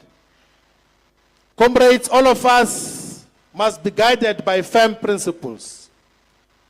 The principle of Ubuntu, of honesty and respect, of always providing superior alternatives, of respecting religious and royal leadership, of anti-imperialism, of Pan-Africanism. And we must never make a mistake of becoming a regional organization. We must never become a regional organization. We must not become a tribal organization. Even in silent talks, there must never be characterization of our movement as a tribal or ethnic organizations. There are ethnic and tribal organizations in South Africa which are in parliament. We must not be that. We must exist in all corners of South Africa. In the Eastern Cape, we must have strong presence in Buffalo City to liberate the people of King Williamstown, of Duncan Village, of Mdantsane. We must be in all corners of Nelson Mandela to liberate the people of Uitenhage, of Motherwell, and all the people that are excluded and super exploited. We must be in all the municipalities of Alfred Nzo, in Matatiele, in Umzimvumbu, in Winnie Madikizela Mandela. Mbizana is possibly one of the poorest areas in South Africa. In Tabankulu is 100% rural. There is no sign that there is government in Tabankulu. We need to pay attention to the area that Avulikaya is looking after in Amatole, in Mbashe, in Great Kai, in Amatlat, in Mnguma, in Ngusha, where the chairperson of the province of Mayibuye comes from, in Raymond Mhlaba. We must pay attention to all the areas of Chris Hani, in Emalahleni, in Inokum Gijima, in Ntsika Yetu, in Nguba Etemba, and Kredok. Kredok deserves better attention because the people of Kredok fought against apartheid, represented by the Kredok 4 under the leadership of Matthew Goniwe. We should be at the forefront of representing the people of Sakisize, of Ngobo. We must be in all the areas of Jokabi region, starting here in Walter Sisulu municipality, in Alwal North, in Sen, in Elundin, in Maclear. Our movement must be in all the localities of OR Tambo district where the Secretary General comes from, in Nyandeni, in Mkumkani Mtonto municipality, in KSD, in Nguzahil, in Ponds and Joins. We should be able to know what is the consistent cause of high levels of murder in Flagstaff and Lusikisiki. We must be in all the rural and neglected and ignored municipalities of Sarah Bartman. in Dr. Bear's not there, in small municipality of Blue Crane, of Kokamar, of Makana, Dlambe, Sanders River Valley. Dlambe has got lots of potential with one of the most beautiful cities of Port Alfred. If we can have a responsible government in Dlambe, we can be able to maximize the economic benefits for all the people of Dlambe. We should be present in all the municipalities of the Free State, of course, starting in the metropolitan municipalities, which has surrendered its metropolitan status. A city without even a taxi rank. Bloemfontein. A city that has got a crisis of basic services has been neglected by those that have been in power.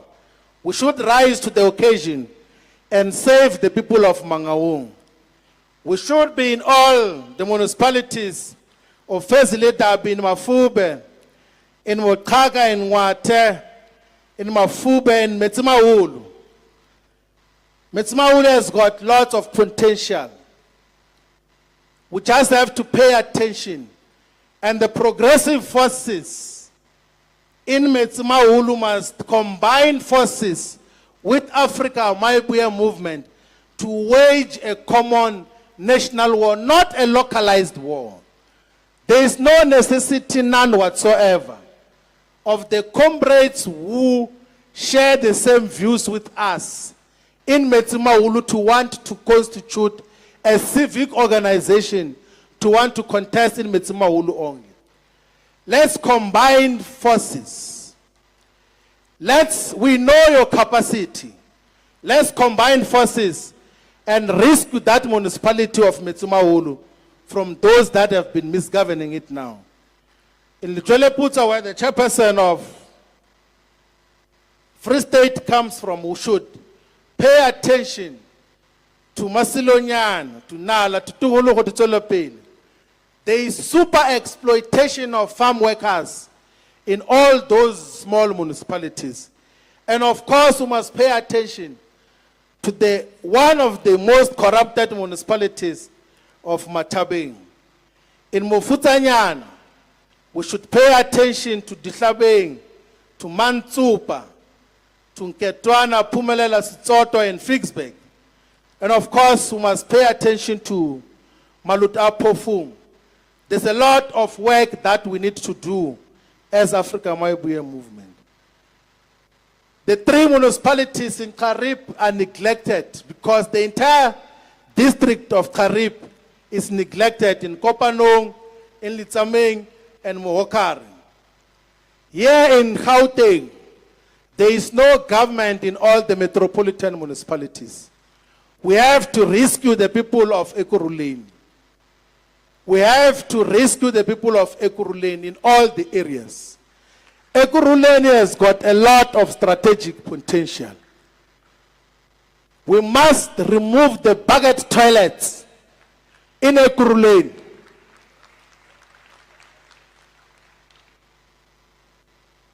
And we must persuade one of the institutions of higher learning to build a campus in the city of Ekurhuleni. It is the only city of the metros that does not have a large institution of higher learning in South Africa. And it doesn't make sense. There must be comprehensive social housing programs in the city of Ekurhuleni that will respond to the needs of our people. We must save Johannesburg in honor of the heroes and heroines of here in the southwestern townships. I'm sure and I'm convinced that the leadership that we have of Johannesburg will do everything in their power to place ourselves much more firmly in all the areas from Orange Farm, Lowly, Elias Mtwaledi, Kliptown, everywhere. Deep Sloot, Alexander, Ivory Park. We must be present in all the areas of Johannesburg. We must be the voice that brings about true freedom. In Tshwane, we must save Tshwane from the confusion that is taking place and save the people of Haranku, of Soshangu, of Mamelodi, of Hammanskraal, of Atteridgeville. There is no government, Bishop Jones, in Sedibeng district, in all the municipalities. The leadership of Mfuleni Archbishop must come from Afrika Mayibuye movement. From 2026 onward, the mayor and government of Mfuleni must be from Mayibuye. We should save, Lisedi, we must save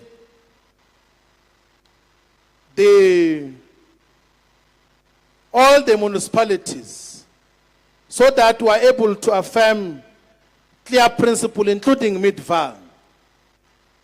In the West Rand, let us do everything in our power to save the people of Mirafong, of Mogale City, of Rand West, and all the areas, so that we establish ourselves firmly. KwaZulu-Natal has been crying for alternate leadership. In the province of KwaZulu-Natal, there is huge potential for Afrika Mayibuye movement to play a significant role in all the districts. From Amajuba, we can play a leading role if we were to organize ourselves better. Newcastle has been dysfunctional for a very long time. There is no stable municipality in Den Hausa and in Matlangeni. We have to save the people of Irigwala district, in Greater Kokstad, in Mutlebeze, and Mzumkulu. We must save the people of Ilembe district in Kwadukuza.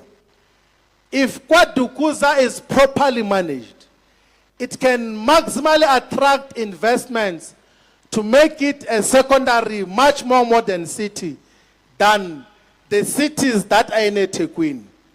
We have to pay attention to the rural municipality of Mandeni, where we can direct a lot of investment potential. Same we should do in Mapumula and Ndwendwe. In King Tatayo, we should pay attention to Mtonjane. Bishop Ngulunga is from Mtonjane. We are from Follows, yes. And we must pay attention to Nkandla, which has been under the misgovernance of the IFP for a very long time. And of course, we must pay attention to Mfolozi, to Mhlatuze. There is a lot of economic potential that can be achieved from all the port activities that take place in Mhlatuze. In Ugu, must pay attention to the degenerating municipality of Reinkonyen in Port Shepstone. Must pay attention to Umdoni, Umuzwabantu, Umzumbe. Umzumbe is where the township of Metro Mnyama is at. We must pay attention to the dysfunctional districts and municipalities of Mngungundlovu. Msunduzi municipality has been dysfunctional for many years. We must rescue the people of Msunduzi, of Mkambatini, of Mpendle, of all the areas. Nutukela, we must save the people of Nkosilanga Balele, of Alfred Duma municipalities. We must save the people of Zululand from the undue dominance of the IFP. Abakulusi is where the fundraiser general comes from. We should save the people of Abakulusi, where the municipality just decided to switch off electricity of people with no clear reason. must save the people of Edumbe, Nongoma, Ulundi, and Upongolo, where the Emashoben Royal Palace of Isilo is located at. In the province of Limpopo, we need to save the people of Capricorn. You know, if you go to Blowback, you will not believe that there is government. It's neglected. In Molemole, in Pulukwane is degenerating every day. We should have solid presence in all the municipalities of Mopani, Bapalabura, and Greater Litaba, Greater Tanin, Maruleng, and Guyana, which are neglected. And we have cautioned that the leadership of Mopani must stop narrow factionalism. We do not associate with factionalism. There will never be any successful factional project or program in Mayibuye. Most of us comrades, we have led together in SASCO, where I served in the National Executive Committee, in the ANC Youth League, and I served in the National Executive Committee for 5 years. In the EFF, where I was a deputy president for 10 years. In MK, where I was a secretary general for 10 months. There is none of you who can say that they've been in a factional meeting with me. I don't do factionalism. I don't participate in factional activities. And I'm extremely despiteful of factionalism. And I can hear when a person is speaking that this is a factionalist. And because for these formative stages, we are presiding over this organization. If you get involved in factionalism, we are going to isolate you and remove you from the leadership.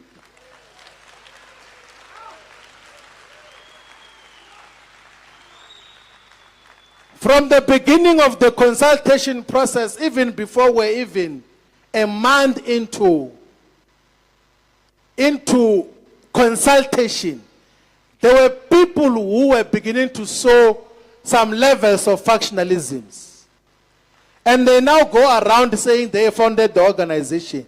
Let's see which organization they founded. Because we act decisively, that be rest assured that without fail, we will act very decisively against factionalism. And you will think we do not notice and we are not paying attention. Where even comrades go on Facebook to post factional statements and all sorts of things about our organization at this early stage. We have to just send a strong warning that we will not allow factionalism in any of our regions, because I get to hear about the problems of Mopani from the traditional leadership which had collectively agreed to join Mayibuye. And then they said, these people already are divided. How do you welcome people when already are showing to traditional leadership that you are divided? We must nip in the bud the demon of factionalism.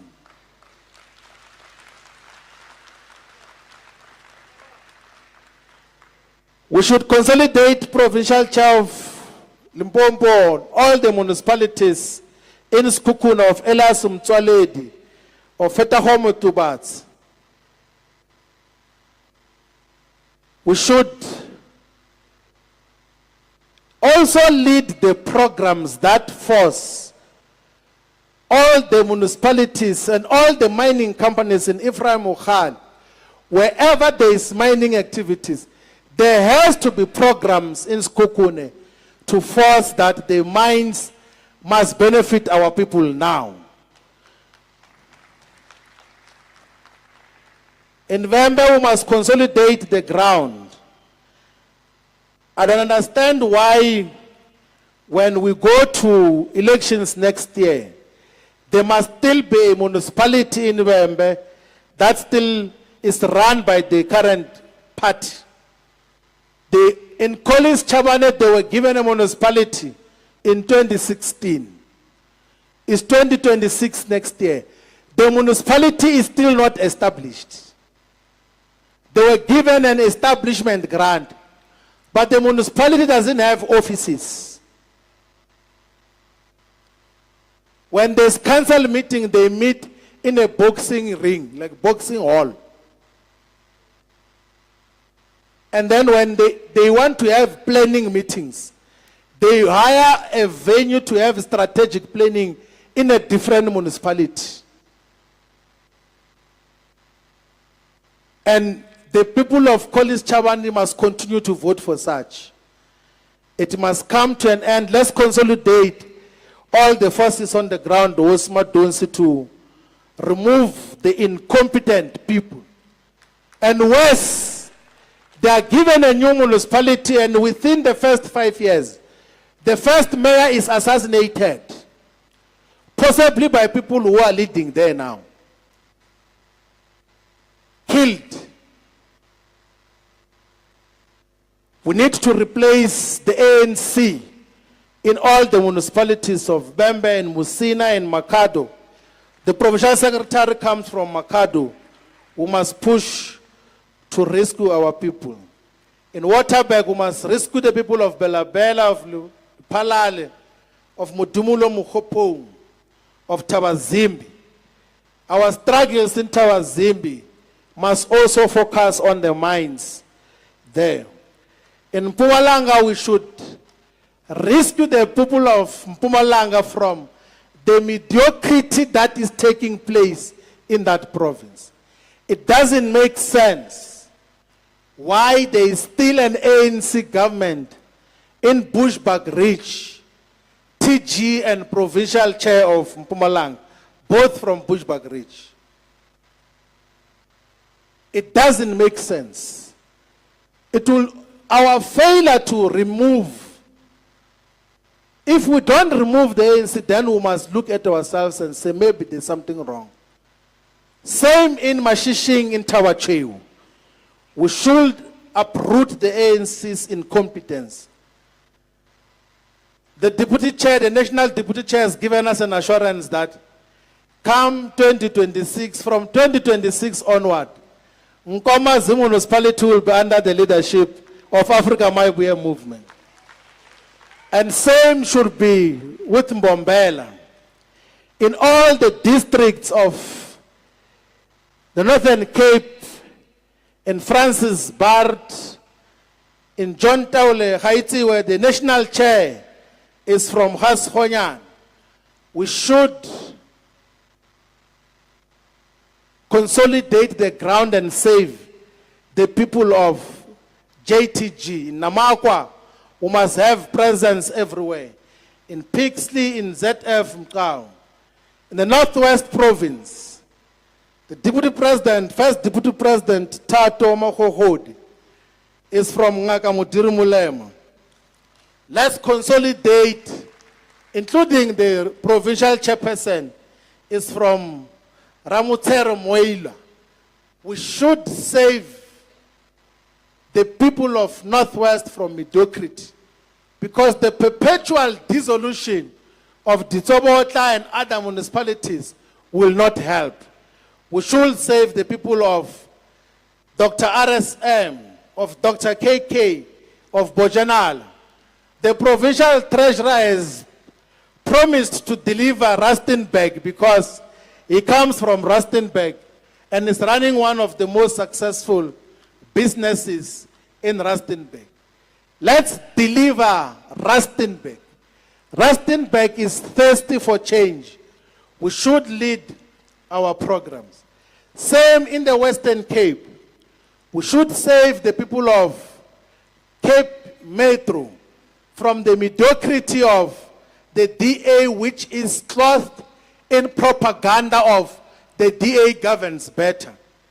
We should be present in all the municipalities of Cape Winelands, in Brede Vale, in Drakenstein, in Langeberg, in Wittenberg, in Stellenbosch. The people of Kayamnandi must all of them be mobilized behind Afrika Mayibuye movement. The Central Karoo is the smallest district in South Africa. But our provincial deputy chair, Comrade Truman Prince, comes from Central Karoo. He used to be a mayor there. Let's be at the forefront to take power in Beaufort West and Laingsburg and Prince Albert municipalities. Already the people are familiar with the leadership of Mayibuye. We saw the engagements that took place there. In Overberg, let's pay attention, DSG, second DSG, Nosipho Makamba, in Cape Agalas, in Overstrand, in Solendam, and T. Waterskloof, where Krabo is. In the West Coast, we must pay attention to Bergrivier, to Saldanha Bay, to Matsikama, to Saldanha Bay, and Swartland local municipalities. There's a lot of areas where our people stay, even in Swartland. And the advantage, comrades, and without trying to portray a different picture, 99% of the areas that I spoke to and spoke about, I've been there and done political work there. So I know what happens in T. Waterskloof. I've been to Krabo, I've been to the informal settlements. I know Swartland, Bergrivier, Ciderberg, all of those areas. And I know that there is potential for Mayibuye to gain traction there. I've gone to do political work in Blue Crane, in Kokama, in Kocha, in Bears Not There, in Sanders River Vale, in Ado. And was able to achieve. And none of the people that I led with have ever been there. So when we say what we know what we're doing, we're not bluffing. We're not bluffing when we say we know the task ahead, because we are not scared of going to the ground. We are not scared to go and speak to our people. And that is what all of us should concentrate on. And in the course of our struggle, comrades, we should know that we should build strategic international relations and friendships with the people of Burkina Faso and Mali and Niger, with all progressive African countries. We must pursue a relationship with the People's Republic of China. We have already had some engagement with the Chinese embassy here in South Africa, and we are scheduled to meet. That time they were busy preparing for G20, ourselves preparing for the National Convention. We will pursue those relationships. We must pursue relationship with the Russian Federation, with Cuba, with the United Arab Emirates. I don't know, Kosim Timkulu must talk about that. We don't have to. We must pursue strategic relationship with and support the people of Palestine, of Western Sahara, of Belarus, of Indonesia. Now, I'm going to conclusion, but let's take note of what is to be done. The immediate task is that all of us, when we live here, we must go and launch the VD-based branches and be present in all the VDs. And thereafter launch the ward-based branches. And let's mobilize and organize our people behind the struggle for total freedom and emancipation now. And let's prepare to govern in all the municipalities from 2026 onwards. We are not contesting elections for the sake of presence. We are contesting to win so that we can rescue our people. Let's prepare a ready-to-govern framework, because from 2029 onwards, Afrika Mayibuye movement will be government of South Africa. And the sooner everyone else accepts that, the better. The reason they are always talking bad and saying all sorts of things in social media is because they know our potential. They know our power. They know that we are coming.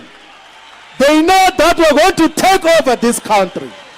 The reason why they speak bad about us is because they know that we are a force to be reckoned with. We are not a Mickey Mouse organization. Where have you seen an organization which in less than 6 months convenes a national conference from all the 53 districts and a 3-day conference with clear agenda, with a clear vision of where we're going? Let's prepare for the future. Let's prepare for governance. Let's prepare to take over and rescue the people of South Africa from the mediocrity. Let's prepare to take over this country. Let us fight for total freedom and emancipation now. Amanda! Amanda! Woza 2029 Woza! Woza 2026 Woza! Say tata South Africa, say tata! I take her South Africa, I take her! I take her South Africa, I take her! Raichia South Africa, Raichia! Raichia South Africa, Raichia! Amanda! Away! 2! Thank you very much.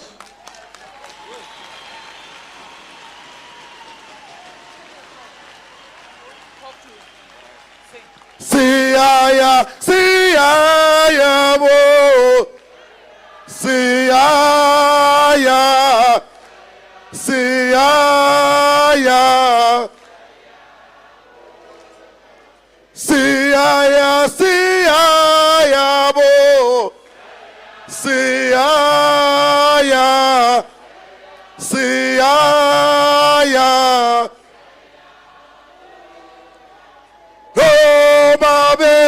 Besitubola, besishaya, besibopa, siyaya, siyaya mo, siyaya, siyaya, siyaya, siyaya mo, siyaya, siyaya. Toma besitubola, besishaya, besibopa. Toma besitubola, besishaya, besibopa. Amanda! Amanda! Mayibuye! Afrika! Mayibuye! Afrika! Thank you very much, Comrade President, for giving us a clear direction as to where we are heading to from here.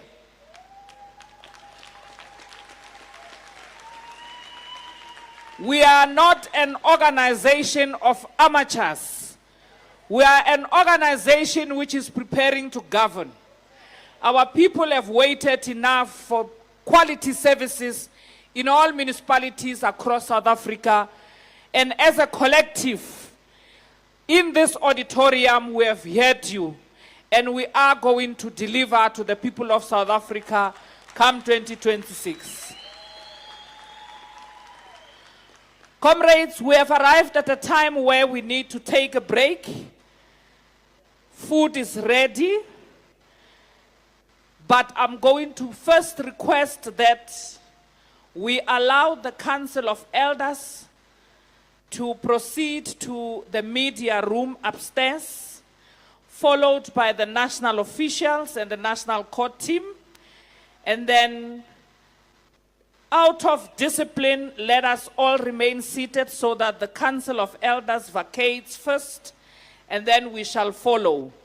Let us be back here at 4:30, so that we are punctual and proceed on time with the business of second day of this national convention.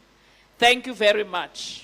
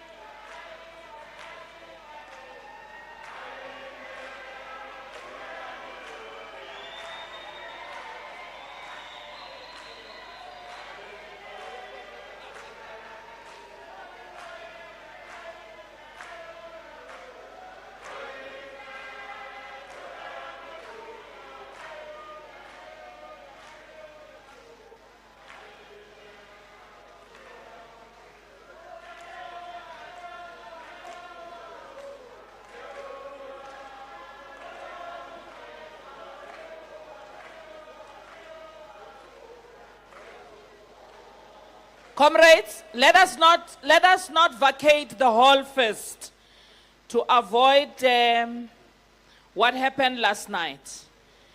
The caterers are busy setting up the serving points, so we can sing for the next 5 minutes, and then I will indicate when we should be going out to queue for our food.